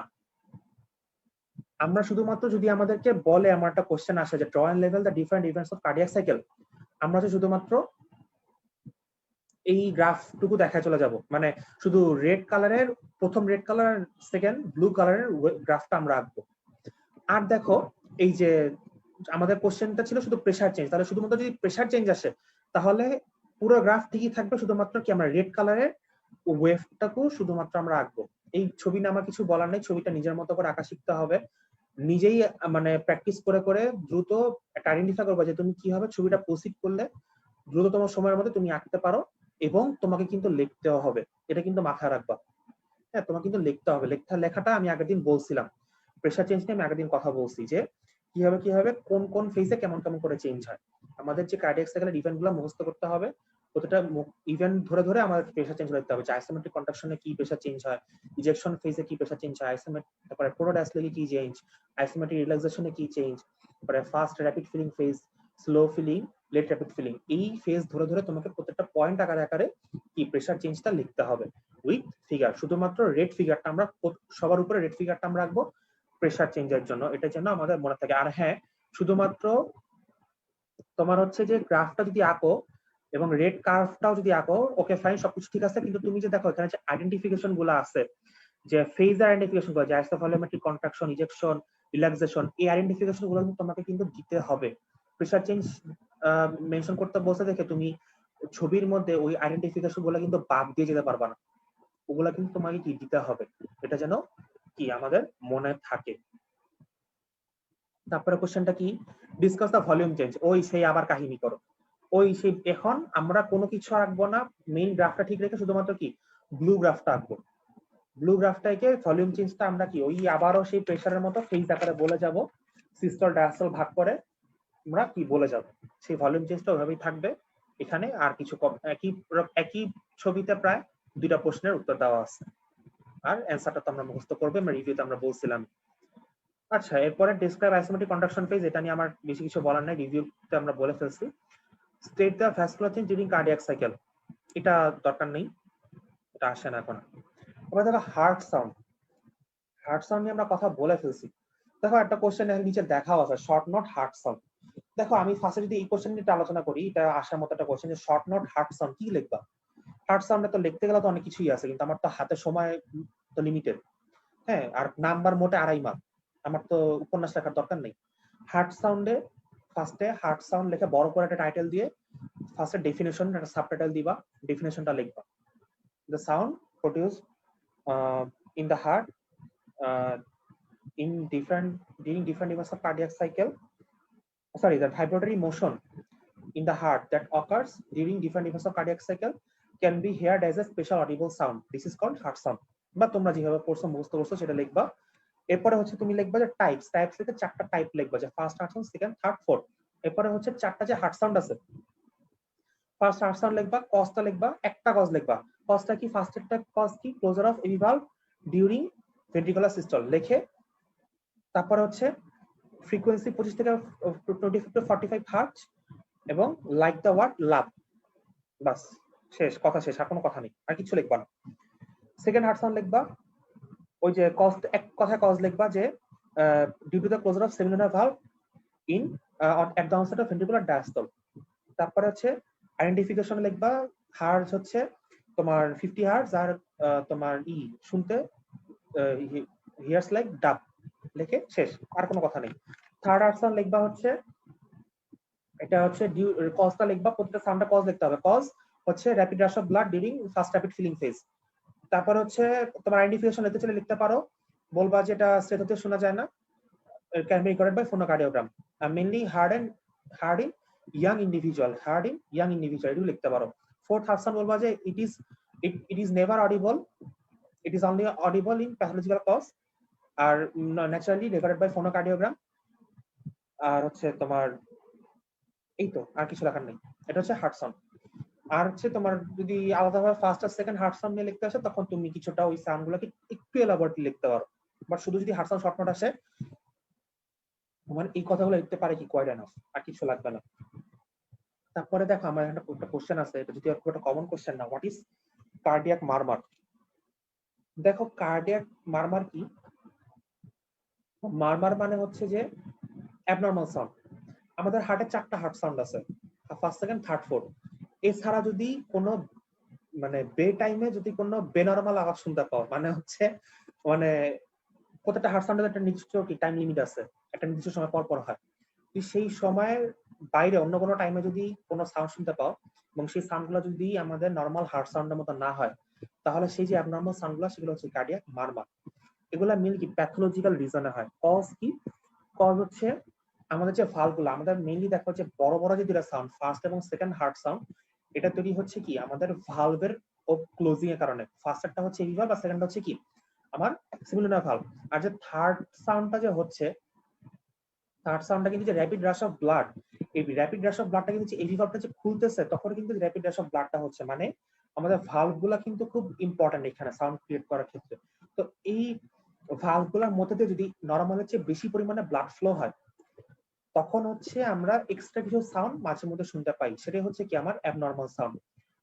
আর যদি আমাদের ভালভে কোনো সমস্যা থাকে, ভালভে যদি কোনো সমস্যা থাকে, তখন হচ্ছে কি আমার এই ধরনের কিছু অ্যাবনর্মাল সাউন্ড পাওয়া যায়। ভালভে আইদার ভালভের সমস্যা, অথবা ভালভ দিয়ে যে ব্লাডটা ফ্লো হচ্ছে সেটা যদি অ্যাবনর্মাল অ্যামাউন্টের ফ্লো হয়, তখন হচ্ছে আমাদের কার্ডিয়াক মারমার ক্রিয়েট হয়। এটা হচ্ছে কি কজ, হোয়াই ডাজ ইট অকার। আর হচ্ছে হোয়াট ইজ অ্যারিথমিয়া। অ্যারিথমিয়া মানে হচ্ছে ইরেগুলার হার্টবিটই হচ্ছে কি অ্যারিথমিয়া, কিছু না। অ্যারিথমিয়া সংজ্ঞাটা যেখানে থেকে পারো পড়ে নিবা। মেইনলি হচ্ছে কি অ্যারিথমিয়া হচ্ছে ইরেগুলার হার্টবিটটাই হচ্ছে অ্যারিথমিয়া। এবার আসলে ব্লাড প্রেশার নিয়ে আমরা কিছু কোশ্চেন বলবো। ব্লাড প্রেশার আমাদের একটা কোশ্চেন আছে খুব বেশি করে পড়ার মতো, বাকিগুলো আমি জাস্ট বলে যাব, কারণ এর ম্যাক্সিমাম কি আমি তোমাদেরকে বলে ফেলছি রিভিউ ক্লাসে, ঠিক আছে? তো যেহেতু বলে ফেলেছি, তাহলে আমাকে এবার একটু বলো। ফার্স্ট কোশ্চেন আছে name the different types of blood pressure with their normal range. এটা কি আমরা ফার্স্টে বলছিলাম যে ব্লাড প্রেশার 4 ধরনের, সিস্টোল, ডায়াস্টোল, পালস প্রেশার হচ্ছে মিন প্রেশার, লিখে ফেলবা। নরমাল ভ্যালুগুলো আমি আবার বলে যাই, সিস্টোল হচ্ছে 100 থেকে 100 টু 140, ডায়াস্টোল হচ্ছে 60 টু 90, পালস হচ্ছে 30 থেকে 40, মিন প্রেশার 78 টু 98। টাইটেল দিয়ে দিয়ে চলে যাবা, টাইপস অফ ব্লাড প্রেশার, তারপরে 1 দিয়ে লিখবা সিস্টোলিক প্রেশার, কোলন, অথবা তুমি 4 আকারে লিখতে পারো, বেস্ট হয়ে হচ্ছে 4 আকারে লেখা। তুমি টাইটেল দিলা different types of blood pressure, লেখা একটা চার্ট করলা, 2 কলামের চার্ট, বাম পাশে থাকবে প্রেশার, ডান পাশে থাকবে রেঞ্জ। সিস্টোলিক প্রেশার এত রেঞ্জ, এত ভ্যালু, ডায়াস্টোলিক প্রেশার এত ভ্যালু, এইভাবে চার্ট করে লিখলে সবচেয়ে বেস্ট আই লুকিং, মানে আই ক্যাচিং অ্যান্সার। এটা মানে টিচারদের কোনো কষ্টই হবে না তোমাদের অ্যান্সার পড়তে। সো এটা হচ্ছে best way to present it. আর তারপরে হচ্ছে দেখো কি আছে, different systolic pressure, diastolic pressure, mean pressure. Definition আমি আর কিছু বলবো না, এটা হচ্ছে যে আমি আগের দিন রিভিউতেই বলছি, ডেফিনেশন ডিফাইন করে করে চলে যাব। নেক্সট কোশ্চেনটা হচ্ছে দেখো এনিউমারেট the mechanism of blood pressure regulation. দেখো আবারও কথাটা আসছে এনিউমারেট, মানে আমাদের শুধুমাত্র নামগুলা লিখতে হবে যে কি কি মেকানিজম গুলা আছে ব্লাড প্রেশার রেগুলেশন করার। দেখো প্রথমে আমি যদি বলি, এখানে আমাদের মেইনলি যে মিসটা হয়, যে ভুলটা হয়, আমরা এই ভাগটা করি না। দেখো blood pressure regulatory mechanism mainly দুইটা ভাগ, একটা হচ্ছে নার্ভাস আর একটা হচ্ছে হিউমোরাল। এই ভাগটা না করে আমরা শুধু ওই যে নার্ভাসের মধ্যে যে ভাগগুলো আছে short term, intermediate, long term লিখে আমরা চলে যাই, নাম্বার কিন্তু এখানে কমে যায়। আমাদের কিন্তু ফার্স্ট বলতে হবে যে নার্ভাস আর হিউমেরাল দুইটা বড় বড় টাইটেলে ভাগ করতে হবে। তুমি বড় একটা টাইটেল দিলে নার্ভাস মেকানিজম, লিখে তারপর তুমি কি শর্ট টার্ম লেখো, শর্ট টার্মের মধ্যে যা আছে তাই মুখস্থ করবা, ব্যারোরিসেপ্টর, কেমোরিসেপ্টর, সিএনএস, ইসকেমি। ইন্টারমিডিয়েটে তোমার যেটা আছে renin, angiotensin, stress relaxation, capillary fluid shift. আর লং টার্মে হচ্ছে রেনাল বডি ফ্লুইড, আর হচ্ছে রেনিন, অ্যানজিওটেনসিন, অ্যালডোস্টেরন মেকানিজম। আর হিউমারালে epinephrine, vasopressor, renin, angiotensin, vasoconstrictor. এই নাম তিনটা মুখস্থ করতে হবে। সাধারণত হিউমারাল নিয়ে আমাদের বেশি পেঁচায় না, বেশি পেঁচায় কোনগুলা, এই বাকি উপরের গুলা থেকে একটু পেঁচাবে। তো দেখো আমাদের এনিউমারেট মানে হচ্ছে আমরা শুধুমাত্র কি বড় টাইটেল দিব নার্ভাস মেকানিজম, মাঝারি টাইটেল গুলা দিব হচ্ছে কি শর্ট টার্ম, ইন্টারমিডিয়েট আর লং টার্ম। আর যে নামগুলা লিখবো ব্যারোরিসেপ্টর, কেমোরিসেপ্টর বা হচ্ছে তোমার যে রেনিন, অ্যানজিওটেনসিন, এগুলা কি কালো কালি দিয়ে লিখবো, এগুলো হচ্ছে কালো কালি দিয়ে লিখবো। আর ওই যে nervous mechanism, short term regulation, এই কথাগুলো আমরা কি নীল কালি দিয়ে লিখবো। তাহলে এই লেখার এই স্টাইল যদি আমরা ফলো করি তাহলে হচ্ছে কি আমাদের টিচারদের বুঝতে সুবিধা হবে যে আমরা যে প্রত্যেকটা ক্লাসিফিকেশনে যে লিখছি এবং এর সাবটাইপ গুলাও যে লিখছি এটা কি তারা চোখে ধরতে পারবে। নীলকালি গুলা কি আমাদের খুব বুদ্ধি করে খরচ করতে হবে যে কোথায় কোথায় আমি নীলকালি ইউজ করব। আমাকে বুঝাইতে হবে যে আমি সবগুলা টাইপ লিখছি ক্লাসিফিকেশন, তখন কেমন নীলকালিটা ইউজ করবো। গেল। এরপর হচ্ছে কি হোয়াট আর দ্য ব্যারোরিসেপ্টর, মানে ব্যারোরিসেপ্টরের সংজ্ঞা জিজ্ঞাসা করছে, তুমি বলবা হচ্ছে সংজ্ঞা তো আছেই একটা ভালো সংজ্ঞা, এটা আমি মনে নেই। ব্যারোরিসেপ্টরটা কি, ব্যারোরিসেপ্টর হচ্ছে এমন কিছু স্পেশালাইজড সেন্সরি সেল যেটা আমাদের ক্যারোটিড আর্চ এবং অ্যাওর্টিক অ্যাওর্টিক আর্চ এবং ক্যারোটিড সাইনাসের ওখানে কিছু স্পেশাল সেন্সরি সেল যারা হচ্ছে কি আমাদের আর্টারিয়াল প্রেসারটা মনিটর করে এবং কি ফিডব্যাক দেয়, তারাই হচ্ছে কি প্যারারিসেপ্টর। কোথায় থাকে সাইটটা আমাদের অবশ্যই উল্লেখ করতে হবে। দেখো কোশ্চেন লেখা আছে মেনশন দেয়ার সাইট। তারপর হচ্ছে write their role in maintenance of blood pressure. সোজা কথায় হচ্ছে আমাকে প্যারারিসেপ্টর ফিডব্যাক মেকানিজমটা জানতে চাইছে, তারা কিভাবে ব্লাড প্রেসার রেগুলেশন করে। দেখো এটা হচ্ছে সেই কোশ্চেন অ্যান্সারটা, যে কিভাবে তারা ব্লাড প্রেসার রেগুলেশন করে। এই যে ফ্লো চার্টটা, এই ফ্লো চার্টটা আমাদেরকে পরীক্ষা খাতায় লিখতে হবে। হ্যাঁ, তাহলে আমি আর এখানে বেশি ব্যাখ্যাটা আমি আগের দিন দিয়ে ফেলছি রিভিউ সেশনে, যে আর্টেরিয়াল প্রেসার বাড়লে কি ঘটনাগুলো ঘটে। এই অ্যান্সারটা আমি আর আজকে রিপিট করব না, কজ আমার হাতে সময় কম। তো এই অ্যান্সারটা কি আমাদের এই ফ্লো চার্টটা সুন্দর করে আঁকা না, আমি বলবো যে লেখা। হ্যাঁ, ফ্লো চার্ট গুলো একটু লেখে প্র্যাকটিস করবা বাসায়, এই কারণে যে আমাদের পরীক্ষা হলে কি হয় লেখা তাড়াহুড়া করতে গিয়ে এরো চিহ্নগুলা মানে এরো চিহ্ন আর এরো চিহ্ন ঢাকা নদীর ঢেউ হয়ে যায়। হ্যাঁ, আর হচ্ছে যে তোমার দাগ গুলা সোজা হয় না, কারণ স্কেল ব্যবহার করার অত সময় থাকে না রিটেন কোশ্চেনে। সো আমরা যদি একটু ছোট করে প্র্যাকটিস করে নিই এরো চিহ্নগুলো আমরা কিভাবে সেট আপ করবো। আর লেখার মাপ তো একজনের একরকম, কেউ খাতার মাঝখানে লেখে আর কেউ পুরো খাতা জড়ায় ফ্লো চার্ট আঁকে। তো যার যার হাতে লেখার যে মাপ সেই অনুযায়ী যদি আমরা প্র্যাকটিসটা করে রাখি তাহলে দেখা যায় পরীক্ষার হলে এরো চিহ্ন থাকতেছে, নদীর ঢেউ আর হচ্ছে না, আর লেখাগুলা সোজাও থাকতেছে, মানে ডান সাইড থেকে শুরু করে বাম সাইডে চলে যাচ্ছে, এরকম আর হবে না। দেখতে সুন্দর লাগাটা ফ্লো চার্টটা একটু মানে এরো চিহ্নগুলো যদি তুমি দিয়ে সুন্দর করে সোজা ভাবে প্রেজেন্ট করতে পারো তাহলে ফিজিওলজির প্রাণী হচ্ছে কি ফ্লো চার্ট গুলা। এই ফ্লো চার্ট গুলা কি বেশি বেশি আসে, আমরা সবগুলা কাটে দেবো অনেক ফ্লো চার্ট, হ্যাঁ প্রসিডিউর গুলা। তো এগুলা কি আমরা একটু ছোট করে প্র্যাকটিস করব যাতে করে কি আমাদের বেশি বেশি মানে দ্রুত লিখতে পারি। আর এই ব্যারোরিসেপ্টরটা খুব ইম্পর্টেন্ট, এটা কিন্তু ঘন ঘন আসে, সো আমরা একটু বেশি করে প্র্যাকটিস করব। নেক্সট কোশ্চেন কি আমাদের, তারপর হচ্ছে write down the renin angiotensin, চলে আসছে renin angiotensin aldosterone mechanism for regulation of blood pressure. এই হচ্ছে সেই ফ্লো চার্টটা। এই ফ্লো চার্টটা আমি রিভিউ সেশনের দিন বুঝাই নেই, বলছি যে আমি আজকের জন্য রেখে দিচ্ছি। তো আমরা আজকে এটা একটু দেখবো যে ঘটনাটা কি ঘটে। দেখো রেনিন অ্যানজিওটেনসিন অ্যালডোস্টেরন মেকানিজমটা হচ্ছে কি একটা long term regulation of blood pressure, মানে long term mechanism of blood pressure regulation. এখানে কি হয় দেখো, এটা মেইনলি দেখো শর্তটা হচ্ছে আর্টেরিয়াল প্রেসার কমলে এই কাজটা হয়। হ্যাঁ, আমরা বলছিলাম যে প্রত্যেকটা একমাত্র ব্যারোরিসেপ্টর বাদে বাকি সবগুলো কি একটা নির্দিষ্ট শর্তে কাজ করে। তো আমার এই মেকানিজমটা হচ্ছে আর্টেরিয়াল প্রেসার যদি কমে সেই ক্ষেত্রে কি হবে, আমাদের যখন যে তোমাদের একটা রেনাল সিস্টেমে রিভিউ চলতেছে দেখবা কিডনিতে অনেক রকমের সেল আছে। তোমাদের আগে খাদিজা বিনতে আনোয়ার মিম আপু ক্লাস নিয়েছে, ওখানে তুমি দেখবা যে এখানে কিডনিতে অনেক রকমের সেল থাকে, তার মধ্যে এক ধরনের সেল হচ্ছে জাক্সটাগ্লোমেরুলার অ্যাপারেটাস। সেই জাক্সটাগ্লোমেরুলার অ্যাপারেটাসটা এক ধরনের সেল, এই সেলটা হচ্ছে রেনিন সিক্রেশনের জন্য কি রেসপন্সিবল। তো আর্টেরিয়াল প্রেসার যদি কমে যায় আমার কিডনি দিয়ে ব্লাড ফ্লো কমে যাবে, ফলে কিডনির ওই জেজি অ্যাপারেটাস মানে জাক্সটাগ্লোমেরুলার অ্যাপারেটাসের মধ্যে যদি ব্লাড ফ্লো কমে যায় তখন সেই সেলটা হচ্ছে কি রেনিন সিক্রেশন করে। এখন যখন রেনিন সিক্রেশন করলো দেখো কি হয়, রেনিন আমাদের বডিতে অ্যানজিওটেনসিনোজেন নামে এক ধরনের কি প্রো হরমোন থাকে। হরমোনের আবার স্টেজ আছে, হরমোন ইনঅ্যাক্টিভেটেড ফর্মে থাকলে সেটাকে বলে প্রো হরমোন। অ্যানজিওটেনসিনোজেনকে রেনিন অ্যাক্টিভেট করে কি তৈরি করে, অ্যানজিওটেনসিন 1। অ্যানজিওটেনসিন 1টা আবার লাং এর একটা বিশেষ ধরনের সেলে, এটা আমরা পড়বো আমরা রেসপিরেটরি সিস্টেম রিভিউর সময়, যে অ্যানজিওটেনসিন কনভার্টিং মেকানিজম ACE লাংসে সেটা অ্যানজিওটেনসিন 1 অ্যানজিওটেনসিন 2 তে কনভার্ট হয়। এই অ্যানজিওটেনসিন 2 তিনটা আলাদা আলাদা মেকানিজম করে। খেয়াল করো, একটা করে হচ্ছে অ্যাঞ্জিওটেনসিন 2 সরাসরি আমাদের বডির ভেসেলগুলোর ভ্যাসোকনস্ট্রিকশন করে, ফলশ্রুতিতে কি হয়, টোটাল পেরিফেরাল রেজিস্ট্যান্সটা কি বেড়ে যায়।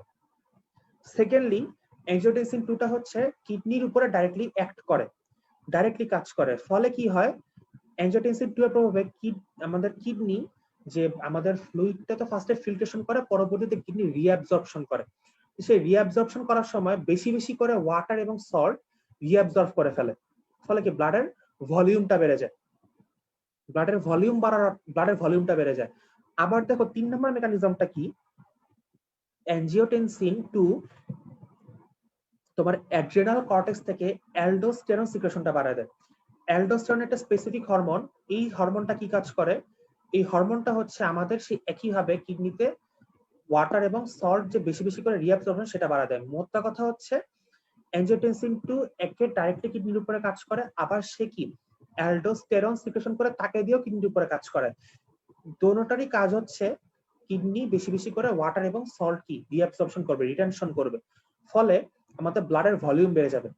আমাদের ব্লাড মানে আমাদের সিস্টেমে যেহেতু ক্লোজড সিস্টেম এটা একটা, যদি ব্লাডের ভলিউম বেড়ে যায় তাহলে ব্লাডের ভলিউম বাড়লে কি একটা ভেসেলের মধ্যে প্রেসার বাড়বে, আলটিমেটলি কার্ডিয়াক আউটপুট বাড়ে, কার্ডিয়াক আউটপুট বাড়লে কি আমাদের ব্লাড প্রেসারটা বাড়ে। এভাবে কি কম প্রেসারকে আমার রেনিন অ্যাঞ্জিওটেনসিন আন্ডারস্ট্যান্ড মেকানিজমটা একটা লং টার্ম, এটা কি একটা সময় ধরে হয়, হ্যাঁ লং টার্মের মাধ্যমে আমাকে ব্লাড প্রেসারটা বাড়াতে সাহায্য করে। এটাই হচ্ছে আমাদের উত্তর। রেনিন অ্যাঞ্জিওটেনসিন আন্ডারস্ট্যান্ড মেকানিজমে আমাদের যেহেতু ফ্লোচার্ট একটু কঠিন, বেশি লেখার দরকার নাই, ফ্লোচার্টটাই মিলে সুন্দর করে প্রেজেন্ট করার চেষ্টা করবা। ভূমিকা চাইলে দিতে পারা দিলেন, না চাইলে তেমন একটা দরকার নেই, দিতে পারলে ভালো। তো এটা ছিল আমাদের এখানে। তারপরে দেখো চলে আসছে হার্ট রেট নিয়ে আমাদের কোশ্চেন। দেখো give the number values of heart rate of different ages. আমি তোমাদের রিভিউ সেশনে তোমাদেরকে বলছিলাম ফার্স্ট প্রফ এক্সামিনিরা যে হার্ট রেটটা আমি তোমাকে বলে দিচ্ছি, কিন্তু ডিফারেন্ট এজের যে ডিফারেন্ট ভ্যালুগুলো একটু জানতে হবে ফর অবজেক্টিভ এবং রিটেন। দেখো এখানে কোশ্চেন আমাদের আজকে স্লাইডে আছেও একটা কোশ্চেন, আর হচ্ছে write down the effects of sympathetic and parasympathetic stimulation on heart.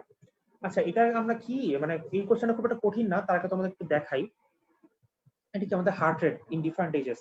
এভাবে ছক আকারে লিখে ফেলতে পারলে ভালো, এভাবে লিখবা। আর মেইনলি যেটা আমি একটু বলতে চাচ্ছি যে effects of sympathetic and parasympathetic stimulation মানে আমাদের কার্ডিয়াক ইনারভেশনটা কি রকম হয়। হার্টের উপর দুই ধরনের নার্ভের এফেক্ট আছে, একটা হচ্ছে সিম্প্যাথেটিক আর একটা হচ্ছে প্যারাসিম্প্যাথেটিক। মানে হচ্ছে আমাদের হার্ট আমাদের ইচ্ছা চলে না, আমাদের হার্ট হচ্ছে অটোনমিক নার্ভাস সিস্টেমের আন্ডারে চলে। হ্যাঁ, কারণ আমরা হার্টের খোলা বন্ধ হওয়া আমাদের উপর নির্ভরশীল, এটা অটোনমিক নার্ভাস সিস্টেম। আর অটোনমিক নার্ভাস সিস্টেমের দুইটা ভাগ, একটা হচ্ছে সিম্প্যাথেটিক আর একটা হচ্ছে কি প্যারাসিম্প্যাথেটিক। তো ওরাই দুইজন হচ্ছে কি আমাদের হার্টের কাজকর্ম নিয়ন্ত্রণ করে।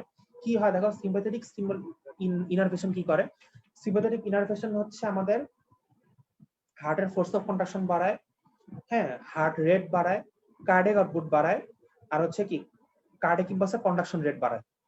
আর প্যারাসিম্প্যাথেটিক স্টিমুলেশন জাস্ট উল্টা কাজটা করে, হার্ট রেট বাড়ায়, হার্ট রেট কমায়, ফোর্স অফ কন্ট্রাকশন কমায়, কার্ডিয়াক আউটপুট কমায়, কার্ডিয়াক ইম্পালসের কন্ডাকশন রেটও কমায়। এই হচ্ছে কি এটার উত্তর, আর কিছু না। দুইটা ভাগ করে লিখবা, সিম্প্যাথেটিক ইফেক্ট ইনক্রিজ এটা ইনক্রিজ এটা ইনক্রিজ এটা, প্যারাসিম্প্যাথেটিক ইফেক্ট ডিক্রিজ এটা ডিক্রিজ এটা ডিক্রিজ এটা, এভাবে লিখে ফেললো। এটা আলাদা একটা ভাগ করে লিখলে টিচারও বুঝলো, টিচারও খুশি, তুমিও খুশি। ঠিক আছে, হার্ট রেটটা তো দেখাই দিলাম, এই ছকটা লিখবা। তারপরে হচ্ছে define venous return, what is vagal tone. আচ্ছা ভেগাল টোন সংজ্ঞাটা তো বেশি মনে করো যে কত কমন না আসে না। ভেনাস রিটার্ন ডেফিনেশন মুখস্থ করবা, ছাক্কা কোশ্চেন। ভেগাল টোনটা নিয়ে আমি যদি বলবো পরে, এখন বলবো না। দেখো শর্টনকে কি আছে, হার্ট রেট, হার্ট রেট সংজ্ঞা দিবা, ওই চারটা দিবা, আর হচ্ছে ফ্যাক্টরস, কিছু ফ্যাক্টরস আছে দেখবা তোমরা যেই সব বইপত্রই পড়ো না কেন, ওখানে কিছু ফ্যাক্টরস দেওয়া আছে, সেই ফ্যাক্টরস এর নামগুলো লিখতে পারলে ভালো। ভেনাস রিটার্নটা একটু কঠিন, কারণ ভেনাস রিটার্নের ফ্যাক্টর গুলা শর্ট নোট আকারে একটু লিখতে পারাটা কঠিন, আমি সাধারণত অ্যাভয়েড করতাম কোশ্চেনটা। ভেনাস রিটার্নে মেইনলি আমরা মানে শর্ট নোটটা দেওয়া হয় ফ্যাক্টরস গুলো তুমি জানো কিনা, ওই ফ্যাক্টরস গুলা আমরা হচ্ছে যে আমরা একটু ভেনাস রিটার্নটা বাদ দিয়েছিলাম, আমার মনে আছে, চিন্তা কোনো কারণ নেই। ভেনাস রিটার্নটা আমরা বাদ দিয়েছিলাম কারণ বলেছেন যে ফ্যাক্টরগুলো খুব কঠিন। আমি একটু বলে যাই, রাইট অ্যাট্রিয়াল প্রেসার বাড়লে কমবে মিন সিস্টেমিক ফিলিং প্রেসার। এই সিস্টেমিক ফিলিং প্রেসার যদি বেশি বেশি হয় অবশ্যই ফিলিং বেশি বেশি হবে, ভেনাস রিটার্ন বাড়বে, কারণ হার্টের ফিলিং বেশি বেশি হবে। রেসপিরেশনে ইন্সপিরেশনের সময় কি আমার দুইটা ঘটনা ঘটে, ইন্সপিরেশনে আমার রাইট অ্যাট্রিয়ামে রিটার্ন বাড়ে, লেফট অ্যাট্রিয়ামে কমে। ব্যাখ্যা দেওয়ার দরকার নেই, শর্ট তো ব্যাখ্যা দিতে পারবো না, টাইম পাবো না। এক্সপাইরেশনে আমার রাইট অ্যাট্রিয়ামে ভিআর কমে, কিন্তু লেফট এট্রিয়ামে কি রিটার্ন বেড়ে যায়।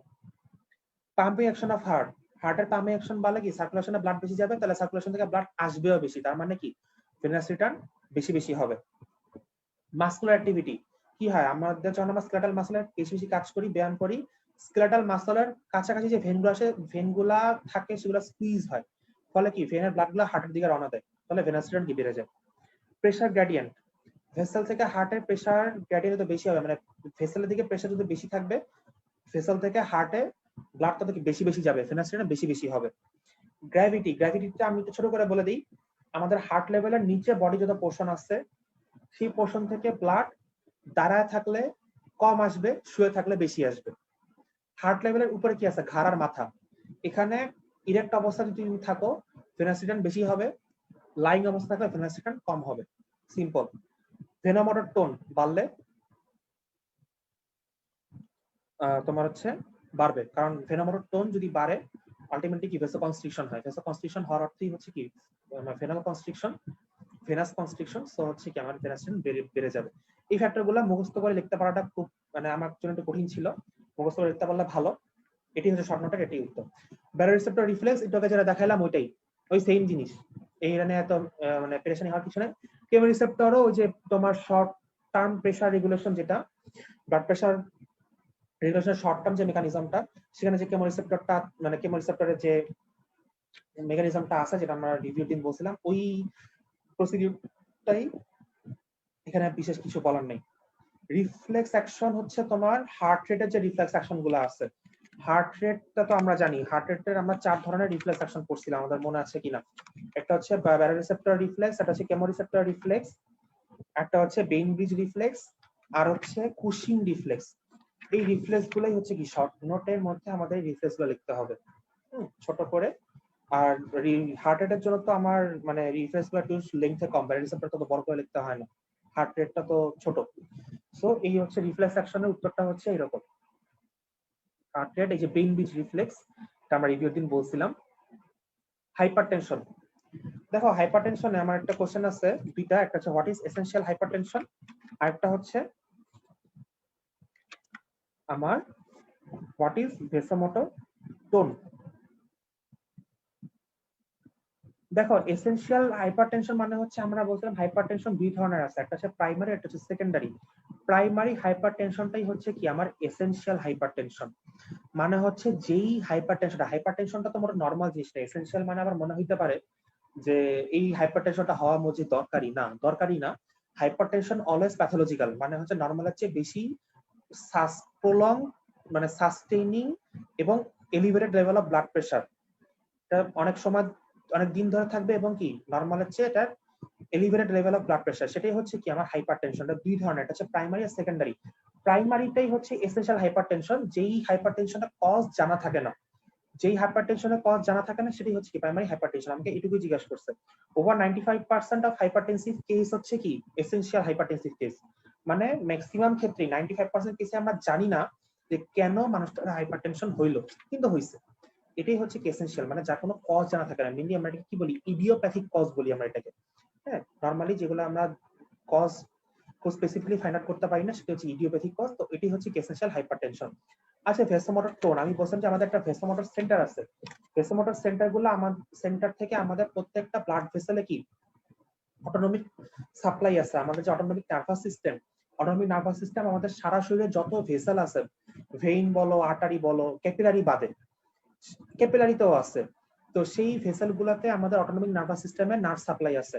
এবং এই যে ভেসেলের যে অংশটা অটোনমিক নার্ভাস সিস্টেমের, ভেসেলের যে নার্ভাস সাপ্লাইটা অটোনমিক নার্ভাস সিস্টেমের অন্তর্গত, এইটা আবার কন্ট্রোল করে হচ্ছে আমাদের ব্রেনের ভেসোমোটর সেন্টার।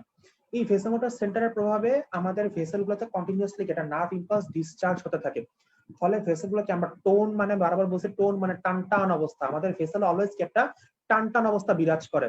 এই যে একটা যে কন্টিনিউয়াসলি একটা টর্ক কন্ডিশন ভেসেলের ভেসোমোটর সেন্টারের প্রভাবে অটোনমিক ইমিউন সিস্টেমের দ্বারা, এটাই হচ্ছে কি ভেসোমোটর টোন। এটাই হচ্ছে কথা। ইসিজি, ইসিজি দেখো ড্রয়ার লেভেল নরমাল ইসিজি আর শর্ট নোট ইসিজি খুব হট কোশ্চেন, এবং এই ছবিটা তোমরা আঁকার চেষ্টা করবা।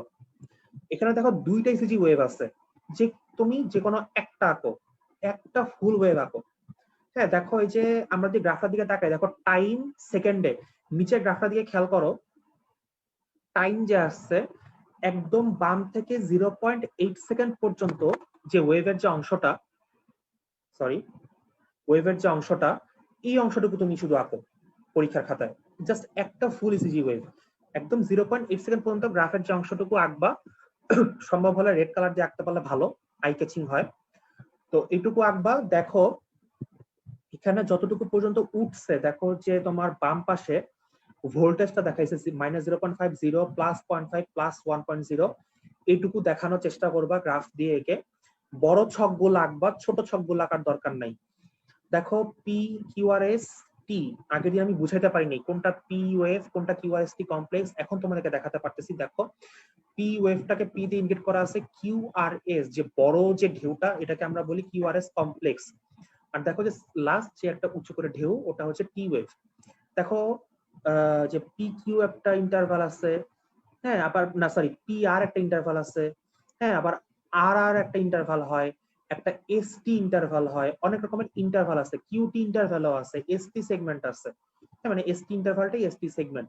তো আমার এই যে ভাগগুলা এগুলো আমরা যখন ইসিজি আঁকবো, একে আমরা এরো চিহ্ন দিয়ে, আমাদের তো এত সুন্দর করে বইয়ের মতো ডেকোরেট করে লেখার টাইম নেই, আমরা এরো চিহ্ন দিয়ে দিয়ে আমরা হচ্ছে কি আইডেন্টিফিকেশন গুলো ইসিজি ওয়েভে করে দিব, ড্রয়িং লেভেল ইসিজি, তো আমরা সেটা করে দিব। এখানে মেনলি পিয়ার ইন্টারভালটা আর হচ্ছে এসটি সেগমেন্টটা আইডেন্টিফাই করতে পারাটা এনাফ। আছে পি কিউ আর এস কি, এই আইডেন্টিফিকেশন গুলো ওয়েভ একে আমরা লিখে দিব। এই ছবিটা আমরা ফলো করার চেষ্টা করবো ইনশাআল্লাহ, ঠিক আছে। তারপরে দেখো কি আছে, ও write on the significance of different waves of ECG. আমরা বলছিলাম যে পি ওয়েভ দিয়ে আমরা কি বুঝাই, পি ওয়েভ দিয়ে আমরা বুঝাই হচ্ছে অ্যাট্রিয়াল ডিপোলারাইজেশন। কিউআরএস কমপ্লেক্স দিয়ে আমরা দুটো জিনিস বুঝি, কিউআরএস কমপ্লেক্স দিয়ে আমরা বুঝি হচ্ছে তোমার অ্যাট্রিয়াল রিপোলারাইজেশন আর হচ্ছে ভেন্ট্রিকুলার ডিপোলারাইজেশন। আর টি ওয়েভ দিয়ে আমরা বুঝি হচ্ছে ভেন্ট্রিকুলার রিপোলারাইজেশন। এই ছিল আমাদের কথা, বেশি কথা লিখতে পারে, বিভিন্ন জায়গায় বিভিন্ন কথা লেখা আছে, এত বাজে কথা লেখার দরকার নেই, এটুকু লিখতে পারাই কি আনাফ, ঠিক আছে। এরপরে হচ্ছে ইন্টারপ্রিটেশন, ওই যে যেটা বললাম এটাই হচ্ছে ইন্টারপ্রিটেশন, ওই ছবি এঁকে ওখানে আইডেন্টিফিকেশনটা করলাম আর হচ্ছে সিগনিফিকেন্সটা লিখলাম, এই দুটা কোশ্চেন মিলাই হচ্ছে কি ইন্টারপ্রিটেশন। আর হচ্ছে what are the information we get from an ECG, ঠিক আছে। আমরা কিছু ইনফো পাই, কি কি ইনফো পাই, এটা হচ্ছে ফিজিওলজিক্যাল, আমি একটু বলে যাই তোমাদের। নর্মাল হার্ট রেট পাই, কাউন্ট করতে পারি, হার্টের কন্ডিশন বুঝতে পারি, এটাকে হাইপারট্রফি হয়েছে বা হার্টের কোনো জায়গায় ডাইলেশন হয়েছে কি মায়োকার্ডিয়ামের বুঝতে পারি। ক্লিনিক্যাল কি কি কজ আমরা ধরতে পারি, cardiac arrhythmia, myocardial infarction, atrial বা ভেন্ট্রিকুলার হাইপারট্রফি, আর ইলেকট্রোলাইট ইমব্যালেন্স। যেহেতু আমরা ইলেকট্রিক সিগন্যাল তাই আমরা ইলেকট্রোলাইটটা কি ধরতে পারি। সো এই যে দুটা পয়েন্ট, এটা একটা রিটেন কোশ্চেন, শুধুমাত্র অনলি মাত্র এক্সক্লুসিভলি রিটেন এই কোশ্চেনটা আসে, what are the information we gate, এটা সাধারণত ভাবে ধরে না। সো আমরা রিটেনের জন্য এই কোশ্চেনটা আলাদাভাবে পড়বো যে what are the information we get from ECG, ঠিক আছে। আর হচ্ছে what is P R interval, P R ইন্টারভালটাকে আমি আরেকবার বলবো। এই দেখো এখানে যে পিয়ার ইন্টারভালটা যে লেখা আছে বা বাম পাশে দেখো গ্রাফের নিচে, PR interval 0.15 second, sorry 16 second, এটি হচ্ছে কি পিয়ার ইন্টারভাল। এই সংখ্যাটা তুমি বলবা যে এই যে indicates atrial depolarisation and conduct through AV node, এটা একটা সংজ্ঞা আছে, সংজ্ঞা না লিখতে পারো যদি ছবি দিয়ে বুঝাতে পারো বেস্ট। হ্যাঁ পিয়ার ইন্টারভালটা একটা গ্রাফ রিলেটেড কোশ্চেন, তো ছবিটা তুমি সংক্ষেপে এঁকে ছবিটার মধ্যে পিয়ার ইন্টারভাল দিয়ে তুমি বললা যে ইট ইন্ডিকেটস অ্যাট্রিয়াল ডিপোলারাইজেশন, এতটুকু লিখতে পারে কি enough. Significance of PR interval সাধারণত একটু কঠিন কোশ্চেন, এটা তোমার হার্ট ব্লকের সাথে রিলেটেড। হ্যাঁ যেমন আমি যদি একটু বলি, পিয়ার ইন্টারভ্যালটা ইম্পর্টেন্স হচ্ছে তোমার, পিয়ার ইন্টারভ্যাল যদি তোমার ডিক্রিজ হয় তাহলে বুঝতে হবে যে হার্টবিট ফাস্ট হচ্ছে, দ্রুত হার্টবিট হচ্ছে। আর যদি পিয়ার ইন্টারভ্যাল খুব প্রলং হয় তাহলে বুঝতে হবে হার্টবিটটা স্লো হচ্ছে, মানে ভেন্ট্রিকুলার বিটটা স্লো হচ্ছে, not total heartbeat but ventricular beat. আচ্ছা পিয়ার ইন্টারভ্যাল প্রলং হওয়ার কয়েকটা কজ আছে, আমরা এখন হার্ট ব্লকে সেটা পড়বো। হার্ট ব্লকে আমি চলে যাই, দেখো হার্ট ব্লকে কি কি আছে, define heart block, classify, show diagrammatically different types of heart block. দেখো হার্ট ব্লকে আমরা পড়ছিলাম মেইনলি ভাগগুলো হচ্ছে সাইনোএট্রিয়াল ব্লক, এভি ব্লকের মধ্যে আমাদের মেইন প্যাচটা ছিল, এভি ব্লকের মধ্যে আমাদের প্যাচটা ছিল হচ্ছে যে ইনকমপ্লিট হার্ট ব্লক আর কমপ্লিট হার্ট ব্লক। ইনকমপ্লিটের মধ্যে ছিল হচ্ছে first degree, second degree, second ডিগ্রির মধ্যে আমার ছিল মোবিস টাইপ 1, মোবিস টাইপ 2। মেইন কথাটা কি দেখো, অ্যাট্রিওভেন্ট্রিকুলার ব্লকটাই যে আমি যেটাকে বললাম পিয়ার ইন্টারভাল, এই অ্যাট্রিওভেন্ট্রিকুলার ব্লক আর পিয়ার ইন্টারভাল কি একটা আরেকটার কি পরিপূরক। অ্যাট্রিওভেন্ট্রিকুলার ব্লকে কি হয়, সাধারণত হার্টবিটটা কমে আসে, কারণ কি সাইনোয়াট্রিয়াল নোড থেকে অ্যাট্রিওভেন্ট্রিকুলার নোডে ইম্পালস পৌঁছাইতে পারে না, অথবা পৌঁছাতে বাধা পায়, ইন্টারাপ্টেড হয়। এই জন্য কি আমাদের ভেন্ট্রিকুলার যে বিটটা তো আমাদের এসএ নোডের উপর মেইনলি নির্ভরশীল ফিজিওলজিক্যাল কন্ডিশনে, নরমাল কন্ডিশনে। তো যেহেতু এসএ নোডের ইম্পালসটা পৌঁছাতে দেরি হচ্ছে বা পৌঁছাচ্ছে না, ফলে ভেন্ট্রিকুলার বিটে কি একটা অসামঞ্জস্যতা তৈরি হয়। তো ভেন্ট্রিকুলার বিটের যে অসামঞ্জস্যতাটা, সেটি হচ্ছে কি আমরা পিআর ইন্টারভালটা ধরতে পারি। দেখো কিরকম, ফার্স্ট ডিগ্রি হার্ট ব্লকটা হচ্ছে পিআর ইন্টারভালটা প্রলংড হবে, কিন্তু তোমার মানে হচ্ছে নরমালি হবে, মানে ধরো একটা পি ওয়েভ আসবে, একটা কিউআরএস কমপ্লেক্স আসবে, একটা টি ওয়েভ আসবে, তারপর আবার একটা পি ওয়েভ আসবে, এরকম নরমালি হবে, কোনো প্রবলেম দেখা যাবে না। বাট পিআর ইন্টারভালটা কি প্রলংড হবে। কিন্তু সেকেন্ড ডিগ্রিতে দেখো, যেহেতু সেকেন্ড ডিগ্রি হার্ট ব্লকে মানে ইনকমপ্লিটেড, আমি সেকেন্ড ডিগ্রি কথা বলতেছি, যে এসএনওর থেকে এগুলোটা সফল ইম্পালস আসবে না, সেই জন্য দেখা যাবে যে কি আমার একটা পি ওয়েভ আসার পরে দুইটা কিউআরএস কমপ্লেক্স পাইছি টি ওয়েভ সহ, কিন্তু পি ওয়েভ আর পাচ্ছি না। তখন পি ওয়েভ যেহেতু পাচ্ছি না, তাহলে পিআর ইন্টারভাল পাচ্ছি না। হ্যাঁ, মানে পিআর ইন্টারভালটা একে তো প্রলংড হবে, আবার পি ওয়েভ পরে দেখা যাবে দুইটা কিউআরএস কমপ্লেক্স আছে, কিন্তু মানে পি ওয়েভ টার পাচ্ছি না, দুইটার পরে আবার হঠাৎ পি ওয়েভ পাইলাম, তখন আবার একটা পিআর ইন্টারভাল পাইছি। তো এরকম হচ্ছে ব্যাপারটা হবে আর কি সেকেন্ডারি। আর থার্ডটা হচ্ছে মনে করা যায় আলহামদুলিল্লাহ কোনো কিছুই, কোনো কারোর সাথে কারোর মিল নাই। মনে করা যায় একটা পিআর ওয়েভ পাইছি, তারপরে 4টা-5টা নাই পি ওয়েভ, তারপরে মানে কিউআরএস কমপ্লেক্স আসতেছে কিন্তু পি ওয়েভ আর দেখা নেই। এরপর আবার মনে করো 2-3টা পি ওয়েভ পাইছি, আবার মনে করো 2-3টা কিউআরএস কমপ্লেক্স, এরকম উল্টা পাল্টা। হ্যাঁ, উল্টা পাল্টা। তো এটাই হচ্ছে পিআর ওয়েভের মানে তোমার শর্ট নোটটা যদি আসে তুমি এইভাবে লিখবা, যে যদি আমি একটু বুঝাই দিই তোমাকে, যে পিআর ওয়েভে তোমার যদি প্রলং পিআর ইন্টারভাল হয়, মানে নরমাল কিন্তু প্রলং, মানে পি ইসিজি নরমাল কিন্তু পিআর মানে পিআর ইন্টারভালটা প্রলং, সেটা ইন্ডিকেট করে ফার্স্ট ডিগ্রি। আর তোমার হচ্ছে ভ্যারিয়েবল যদি হয়, ভ্যারিয়েবল কয়েকটা কেস হতে পারে, এটা হচ্ছে তোমার সেকেন্ড ডিগ্রি হার্ট ব্লক হতে পারে, আর হচ্ছে কি কমপ্লিট হার্ট ব্লক হতে পারে। সেকেন্ড ডিগ্রি 2:1টা হতে পারে, মানে মুভিস টাইপ 1টা, আর হচ্ছে কমপ্লিট হার্ট ব্লক হতে পারে। একটা হচ্ছে প্রলং বাট নরমাল, আর একটা হচ্ছে ভ্যারিয়েবল। এই দুটোই লিখবা। ভ্যারিয়েবলটা হচ্ছে তোমার 2:1 মানে সেকেন্ডারি হার্ট ব্লক, আর হচ্ছে তোমার কমপ্লিট হার্ট ব্লকে হচ্ছে কি ভ্যারিয়েবল হয়, ওই যে বললাম কারোর সাথে কারোর মিল নেই। এই হচ্ছে তোমার হার্ট ব্লকের প্রশ্নের উত্তর। আর হার্ট ব্লকটা বলে দিলাম, হার্ট ব্লকে মেনলি বেশি কোশ্চেন আসে না। তারপরে আমি চলে যাই শক। শক থেকে আমি আগের দিন বলছিলাম যে শক থেকে মেনলি আমাদের আসে হচ্ছে ডিফারেন্ট ক্লাসিফাই শক। আমি তোমাদেরকে ক্লাসিফিকেশনটা বলছিলাম এইভাবে, যে তোমার কার্ডিওজেনিক শক, হাইপোভলিমিক শক, নিউরোজেনিক শক, অ্যানাফাইলেকটিক শক, আর হচ্ছে সেপটিক শক। এই 5টা ভাগে ভাগ করে দিবা, এটাই মেনলি অ্যাকসেপ্টেবল, আমি বেশিরভাগ ক্ষেত্রেই দেখছি। হ্যাঁ, এটা ডিফারেন্ট ক্লাসিফাই। আর হচ্ছে compensatory mechanism of hypovolaemic shock. Question গুলো কি আছে, write down the body response to compensate shock. দুটো কোশ্চেনের একই উত্তর, 2 আর 3। হ্যাঁ, এই দুটো কোশ্চেনটা কি আমরা একটু যদি দেখি যে হাইপোভলিমিক শকের ক্ষেত্রে আমরা কি কি রেসপন্স গুলো আমরা পাই, একটু ছোট করে রিভিউ আকারে বলে যাই। দেখো ভ্যাসো কনস্ট্রিকশন হয়, কারণ কি দেখো আমাদের হাইপোভলিমিক শক মানে সার্কুলেশনে ব্লাড নেই, তো আমরা ভ্যাসো কনস্ট্রিকশন করে ব্লাডটা যাতে আর লিক না হয়, আর যেন ব্লাড না কমে যায়, সেটা কি আমরা আটকাচ্ছি। ট্যাকিকার্ডিয়া হয়, মানে ট্যাকিকার্ডিয়া কেন হয়, আমাদের সার্কুলেশনে ব্লাড কমে গেছে, বডি অর্গান গুলো ব্লাড পাচ্ছে না, ট্যাকিকার্ডিয়া, হার্ট বেশি জোরে জোরে ফোর্স করে ব্লাডকে দ্রুত গতিতে পাঠানোর চেষ্টা করতেছে। দেখো কি হয়, ট্যাকিপনিয়া হয়, আমরা দ্রুত শ্বাস নিই। হ্যাঁ, তারপরে হচ্ছে আমাদের কিছু জিনিস সিক্রেশন বেড়ে যায়, নরএপিনেফ্রিন, এপিনেফ্রিনের সিক্রেশন বাড়ে, ভ্যাসোপ্রেসিনের সিক্রেশন বাড়ে, গ্লুকোকর্টিকয়েড, রেনিন অ্যান্ড অ্যালডোস্টেরনের সিক্রেশন বাড়ে, এরিথ্রোপয়েটিনের সিক্রেশন বাড়ে, কারণ হচ্ছে আমাদের ব্লাড সেল তৈরি করতে হবে। হ্যাঁ, তারপর হচ্ছে গ্লুকোকর্টিকয়েড কেন ই হয়, কারণ হচ্ছে আমাদের অর্গান গুলোতে যে গ্লুকোজ জমে আছে, সেই গ্লুকোজটাকে কি ব্লাডে নিয়ে আসার চেষ্টা করে গ্লুকোকর্টিকয়েড। ভ্যাসোপ্রেসিন কি করে, ভ্যাসোপ্রেসিন হচ্ছে কিডনিকে বেশি বেশি করে আমার ফ্লুইড মানে ফিল্ট্রেশনটা রিঅ্যাবজর্পশন করতে বলে, মানে বেশি ইউরিন প্রোডাকশন যাতে হতে না পারে সেই কাজটা করে। এভাবে করে কি এই জিনিসগুলো ইনক্রিজ হয়, সিক্রেশন ইনক্রিজ হয়। আর প্লাজমা প্রোটিন সিনথেসিস বেড়ে যায়, কারণ প্লাজমা প্রোটিন সিনথেসিসটা হচ্ছে, প্লাজমা প্রোটিন কি আমাদের ব্লাডের একটা উপাদান, তো সেটাও কি আমাদের বডিতে যে লিভারে প্লাজমা প্রোটিন সিনথেসিসটা বেশি বেশি হয়, সেটাও কি বেড়ে যায়। তো এই হচ্ছে আমাদের কিছু সিক্রেশন বাড়ে। আর ভেসোকনস্ট্রিকশন, ট্যাকিকার্ডিয়া, ট্যাকিপনিয়া, এই ঘটনাগুলো ঘটে, আর হচ্ছে প্লাজমা সিনথেসিসটা বেড়ে যায়। এই কথাগুলোই হচ্ছে কি আমার পয়েন্ট আকারে লিখতে হবে, যে কম্পেনসেটরি মেকানিজম অফ হাইপোভলিমিক শক লিখে আমরা 6টা পয়েন্ট করে আমরা জাস্ট লিখে যাবো যে এটা বাড়ে, এটা বাড়ে, এটা হয়, এটা হয়, বাস। ব্যাখ্যা দেওয়ার দরকার নেই, ব্যাখ্যা আমরা মনে রাখবো, ভাইবা জিজ্ঞাসা করলে বলতে পারবো, বাস, আর কিছু দরকার নেই। তারপরে দেখা লাগছে ভেন্ট্রিকুলার এসকেপ। ভেন্ট্রিকুলার এসকেপটা আমি এই রিভিউ সেশনে বলে ফেলছি, এটা আমি আজকে রিপিট করবো না। ভেন্ট্রিকুলার এসকেপটা জাস্ট একটা গল্পের মতো করে লিখে দিবা, শর্ট নোট। এটা ভেন্ট্রিকুলার এসকেপে বেশি পয়েন্ট করার কিছু নাই। বেইন ব্রিজ রিফ্লেক্স, আচ্ছা ভেন্ট্রিকুলার এসকেপ আর ভ্যাগাল এসকেপ কিন্তু একই জিনিস, এটা যদি এটা নিয়ে যারা প্যাচ না লাগে। হ্যাঁ, ভেন্ট্রিকুলার এসকেপ আর ভ্যাগাল এসকেপ একই জিনিস। বেইন ব্রিজ রিফ্লেক্সটা আমার একটা স্লাইডে আমি তোমাকে দেখাইছিলাম একটু আগে, আবারও দেখাই। এই যে বেইন ব্রিজ রিফ্লেক্স, এটা মিললে কি তোমার হার্ট রেটের সাথে নির্ভরশীল। তো হার্ট রেট কমে গেলে কি হয়, সাপোজ হার্ট রেট কমে গেছে, ভেন্ট্রিকল থেকে ব্লাড বেশি বেশি যাচ্ছে না, তাহলে অ্যাট্রিয়াম আর ভেন্ট্রিকলে ব্লাড ড্রেন করতে পারতেছে না, অ্যাট্রিয়ামে বেশি বেশি ব্লাড রয়ে যাচ্ছে, তাহলে অ্যাট্রিয়ামের স্ট্রেচ রিসেপ্টর, এই রিফ্লেক্সটা অ্যাট্রিয়ামের স্ট্রেচ রিসেপ্টরের উপর নির্ভরশীল। অ্যাট্রিয়াম যখন ব্লাড দিয়ে ভরে যায় তখন অ্যাট্রিয়াম স্ট্রেচ রিসেপ্টরটা স্টিমুলেট করে, ফলে কি হয় সেই সিগন্যালটা আমার ভেগাস নার্ভ দিয়ে মেডুলায় যায়। তখন মেডুলা আমার দুটা কাজ করে, সেই ব্যারোরিসেপ্টরের মতো।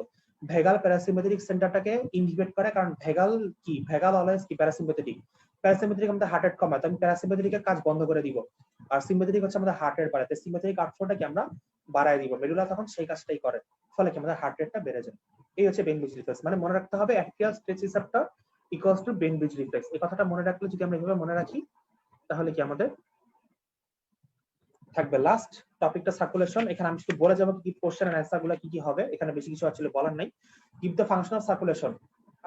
আমাদের বডিতে সার্কুলেশন হলে কি হয়, অক্সিজেন যায়, কার্বন ডাইঅক্সাইড আর নাইট্রোজেন ওয়েস্ট ক্যারি করে নিয়ে আসি, হরমোন গুলো ক্যারি করে নিয়ে যায়, এরকম যে বাংলা কথাগুলো আছে লিখবা। আর functional classification of blood vessel, এটা একটু আমি তোমাদেরকে ওই দিনের জন্য বাদ রাখছিলাম, তাই না? মনে পড়ে কি, মনে পড়ে? হ্যাঁ, মনে পড়েছে। দেখো ব্লাড ভেসেল ক্লাসিফিকেশন কি কি আছে, উইন্ড কেসেল ভেসেল, এটা হচ্ছে আমাদের বড় বড় আর্টারি গুলো, যেমন এওরটা, আর্চ অফ এওরটা, এগুলো হচ্ছে উইন কেসেল। এগুলো হচ্ছে কি স্মুথ পাসাটেল ফোকে স্মুথ ফ্লো করে। রেজিস্ট্যান্স, আমাদের যে স্মল আর্টারি এবং আর্টারি গুলো, এটা হচ্ছে রেজিস্ট্যান্স ভেসেল, এটাই হচ্ছে কি আমাদের পেরিফেরাল রেজিস্ট্যান্স দেয়। স্ফিংটার ভেসেল হচ্ছে একদম আর্টারিয়ালের শেষ প্রান্তগুলো হচ্ছে স্ফিংটার ভেসেল, এটা হচ্ছে আর্টারি থেকে ক্যাপিলারিতে ব্লাড যাওয়াকে কন্ট্রোল করে, এজন্য হচ্ছে স্ফিংটার ভেসেল। ক্যাপিলারি হচ্ছে কি আমাদের ফ্লুইড এক্সচেঞ্জ করে, আমাদের নিউট্রিয়েন্ট, কার্বন ডাইঅক্সাইড, অক্সিজেন হচ্ছে এক্সচেঞ্জ করে, তাই এক্সচেঞ্জ ভেসেল হচ্ছে ক্যাপিলারি। আর ক্যাপাসিটেন্স ভেসেল কি, ক্যাপাসিটেন্স ভেসেল হচ্ছে আমাদের যে ভেইন গুলা, ভেইনের কি লুমেন গুলো অনেক বড় হয়, তাই আমাদের ভেইন গুলোতে কি ব্লাড অনেকখানি ব্লাড কি জমা থাকে ভেইন গুলোতে, জন্য ভেইনকে বলা হয় ক্যাপাসিটেন্স ভেসেল। আর হচ্ছে শান্ট ভেসেল। শান্ট ভেসেল কি, শান্ট ভেসেল হচ্ছে আমাদের বিভিন্ন ধরনের বডিতে অ্যানাস্টোমোসিস আছে, অ্যানাস্টোমোসিস হতে পারে, আর্টারি আর্টারি হতে পারে, ভেইন ভেইন হতে পারে, আবার কি আর্টারি ভেইনের কি অ্যানাস্টোমোসিস হতে পারে। পার্টিকুলারলি আর্টারি আর ভেইনের যে অ্যানাস্টোমোসিস গুলা, সেইগুলাই হচ্ছে আমাদের কি শান্ট ভেসেল। হ্যাঁ, তাহলে ক্লাসিফিকেশন 6টা, windkessel, resistance, sphincter, exchange, capacitance, আর হচ্ছে শান্ট। এই কোশ্চেনটা রিটেনেই খুব বেশি আসে, ভাইভাতে খুব বেশি জিজ্ঞাসা করলে তোমাকে এই যে ক্লাসিফিকেশন গুলার এক্সাম্পল শুনতে চাই, এক্সাম্পল গুলো শুনতে চাই ভাইভাতে। তাই রিটেনের জন্য আমরা একটু বর্ণনা করে মুখস্থ করবো, একটু 2-3 লাইন বর্ণনা দিব, আর ভাইবার জন্য কি আমরা একটু এক্সাম্পল গুলো মনে রাখবো, তাইলে কি হয়ে যাবে। নেক্সট কোশ্চেন কি আছে, একই কোশ্চেন, তারপর হচ্ছে related to the blood flow. আমরা এই ফ্যাক্টর গুলোতেও আমরা ওইদিন আলোচনা করছিলাম, মেইনলি কিসের জন্য, অবজেক্টিভ আর ভাইবার জন্য। দেখো রিটেন এটা খুব কমই আসে, আমি মেইনলি রিটেনের কোশ্চেনের স্লাইডটা দেওয়া হয়েছে, মানে কোশ্চেন দেওয়া হয়েছে মেইনলি তোমাদের পড়ার জন্য, যাতে তোমরা অবজেক্টিভে ভালো করো, অবজেক্টিভ তো রিটেনের জন্যই। সো অবজেক্টিভের জন্য কি কোশ্চেনটা বেশি দরকার। Factors related to blood flow directly আর ইনভার্সলি, চারটা করে, 3টা। এটা আমার যে রিভিউ সেশন 1, যেটা সিভিএস এর 1, হ্যাঁ 1, মোস্ট প্রবাবলি 1 না, তো খেয়াল নেই আমার, মোস্ট প্রবাবলি আগের সেশনটাতে খুব সম্ভবত ক্লাস নাম্বার 2 তে এটা আলোচনা করা হয়েছে, ফ্যাক্টরস গুলো কিভাবে রিলেট করে, ওই ব্যাখ্যাগুলো জানতে হবে। ব্যাখ্যাগুলো যদি মনে রাখতে পারো, আমি একদিন বলছিলাম যে তুমি যদি বুঝো যে রেডিয়াস অফ দ্য ভেসেল বাড়লে ব্লাড ফ্লো বাড়বে না কমবে, তাহলে তোমার অবজেক্টিভ কোনো সমস্যা হবে না। এটা নর্মাল কথা যে একটা ভেসেলের যদি ডায়ামিটার বাড়ে, ওটার মধ্যে বেশি ব্লাড এমনি যাবে। আমার যদি একটা ভেসেলের রেজিস্ট্যান্স বাড়ে, ওটার মধ্যে ব্লাড ফ্লো অবশ্যই কম হবে। এই ফ্যাক্টরগুলো আমরা পড়ার সময় ব্যাখ্যাটা বুঝে পড়তে হবে, তাহলে কি অবজেক্টিভে যখন তুমি অপশন দেখবা, ওটা ট্রু না ফলস তুমি ইজিলি বের করতে পারবা। হ্যাঁ, আমার এই ব্যাখ্যাগুলো কি জানতে হবে। তো গেল এটা। নেক্সট কোশ্চেনটা আমাকে বলছে হচ্ছে relation of blood flow with radius of blood vessel, already বলে ফেললাম আমি কথাটা। তারপরে দেখো একটা বড় কোশ্চেন, এটা হচ্ছে systemic capillary fluid exchange mechanism. এই হচ্ছে সেই কোশ্চেনটা। এটা নিয়ে আমরা প্রত্যেকটা স্টুডেন্ট মেডিকেলে হয় কার্ডে অথবা টার্মে অথবা কার্ডে টার্মে উভয় পরীক্ষায় আমরা এই কোশ্চেনটার অ্যান্সার লিখছি। তো এই কোশ্চেনটার অ্যান্সার নিয়ে আমি আসলে বেশি কিছু বলবো না, কারণ কি দেখো ওই মানে হচ্ছে যে এই যে অঙ্কগুলা, যে প্রেসার গুলা, এই প্রেসার গুলা মনে রাখতে হবে। হ্যাঁ, এখানে মেইনলি পড়ার কি জিনিসটা আছে, আমরা যদি একটা মুখস্থ করি দুইটাই পারবো। এই যে আমাদের capillary pressure, negative free fluid pressure, interstitial fluid করালে অসমোটিক প্রেসার, এই যে নামগুলা, এই নামগুলা মেইনলি মুখস্থ করার জিনিস। আর সংখ্যাগুলা, এখানে এই জিনিসটা মুখস্থ করা ছাড়া এখানে বোঝানোর কিছু নাই। আর এই যে কোশ্চেনটা ক্যাপিলারি ফ্লুইড এক্সচেঞ্জ মেকানিজম, এটা একমাত্র রিটার্ন ছাড়া আল্লাহর দুনিয়া কোনো জায়গায় কেউ ধরে না। জাস্ট ট্রাস্ট মি, এটা বিশ্বাস করতে পারো। ভাইভাতে এখান থেকে কোনো কোশ্চেন ধরবে না, কোনো কোশ্চেন ধরবে না। শুধুমাত্র রিটার্নের জন্য তোমার মনে করো যে না ভাইয়া এটা আমার পড়তে ভালো লাগতেছে না, তুমি পরীক্ষার ঠিক আগের দিন রাতে ঘুমানোর আগে কোশ্চেনটা পড়ে নিও, তাহলেই হবে। হ্যাঁ, এই কোশ্চেনটা ওই নামগুলো সহ ইনওয়ার্ড আউটওয়ার্ড ফোর্স পার্থক্যটা যেন এক্সাক্ট থাকে, পার্থক্য সংখ্যাগুলো যেন ভুল না হয়। হ্যাঁ, এই কোশ্চেনটা মিলিত হয় সংখ্যাগুলো দেখার জন্য। কেন দেয় আমিও জানি না, এটা মুখস্থ করে কি হয়, বাট দেয়, এটা আসে। হ্যাঁ, ঘন ঘনই আসে এই কোশ্চেনটা। এই সেই জিনিসটা আমি ওদিনকে বলি নাই রিভিউতে, এটা একটু মুখস্থ করে নিতে হবে। এটা খুব ইম্পর্টেন্ট একটা কোশ্চেন। আর হচ্ছে তোমার এখান থেকে আর আমি যেটা বলে শেষ করবো আজকে, সেটা হচ্ছে ইন্টাররিলেশন। লাস্ট কোশ্চেনটা, interrelation among the pressure flow and resistance. দেখো আমরা ব্লাড ফ্লো এর একটা সূত্র পড়ছিলাম, ওটাই হচ্ছে কি ওই প্রেসার ফ্লো এন্ড রেজিস্ট্যান্স। এই সূত্রটা যে blood flow equals to effective perfusion pressure divided by resistance, মানে flow equals to pressure by resistance. এটা জানাটা আমাদের ফিজিক্সের ওহমের সূত্রের মতো, ওহমের সূত্র আর কি। হ্যাঁ, মানে flow equals to pressure by resistance, মানে আমরা যে বলতাম না ওহমের সূত্রে কি বলতাম, যে বিদ্যুৎ প্রবাহ প্রবাহী রোধের সমানুপাতিক। তাহলে আমরা যে সমানুপাতিককে সমান করতাম কি একটা ধ্রুবক সংখ্যা দিয়ে, ধ্রুবক সংখ্যাটা ছিল যে বিদ্যুৎ প্রবাহ। তাহলে আমার W ইকুয়ালস টু IR ছিল না, তো আমি এখানে পড়ি হচ্ছে P ইকুয়ালস টু FR বা F equals to P/R। F মানে হচ্ছে ফ্লো, P মানে হচ্ছে পারফিউশন প্রেসার, R মানে হচ্ছে resistance. Flow equals to pressure by resistance. এটাই হচ্ছে কি আমার সূত্রটা বুঝাই দিতে হবে। সূত্রটা লিখে আমার ইন্টারপ্রিটেশনটা বুঝাই দাও, আর কিচ্ছু না। আবার ওহমের সূত্র লিখে ফেলো না ভুলে, আবেগের যন্ত্রণায়। তো এই ছিল আমার কথা। আর হচ্ছে এখানে আমি রেনল্ড নাম্বারটা একটু পড়তে বলছিলাম আমি আলাদাভাবে। আর পয়সেলিজ লটা আমি খুবই রেয়ার কোশ্চেন। হ্যাঁ, পয়সেলিজ রিটেনে আমি সাধারণত রিসেন্ট হিস্ট্রিতে দেখি নাই। আর ভাইভাতে মানে তুমি যদি খুব ভালো না পারো, তোমার পয়সেলিজ ল কিন্তু যাবে না। পয়সেলিজ লটা অ্যাকচুয়ালি আমাদের সোর্স বইগুলোতে নাই, গাইটনে কোন এক চিপার মধ্যে লেখা আছে, চাইলে দেখে নিতে পারো, তবে না দেখাটা খুব একটা পাপ হবে না ইনশাল্লাহ। তো এইটুকুই ছিল আমাদের আজকে রিটার্নের সেশন। আমি এখন একটু অফ করব।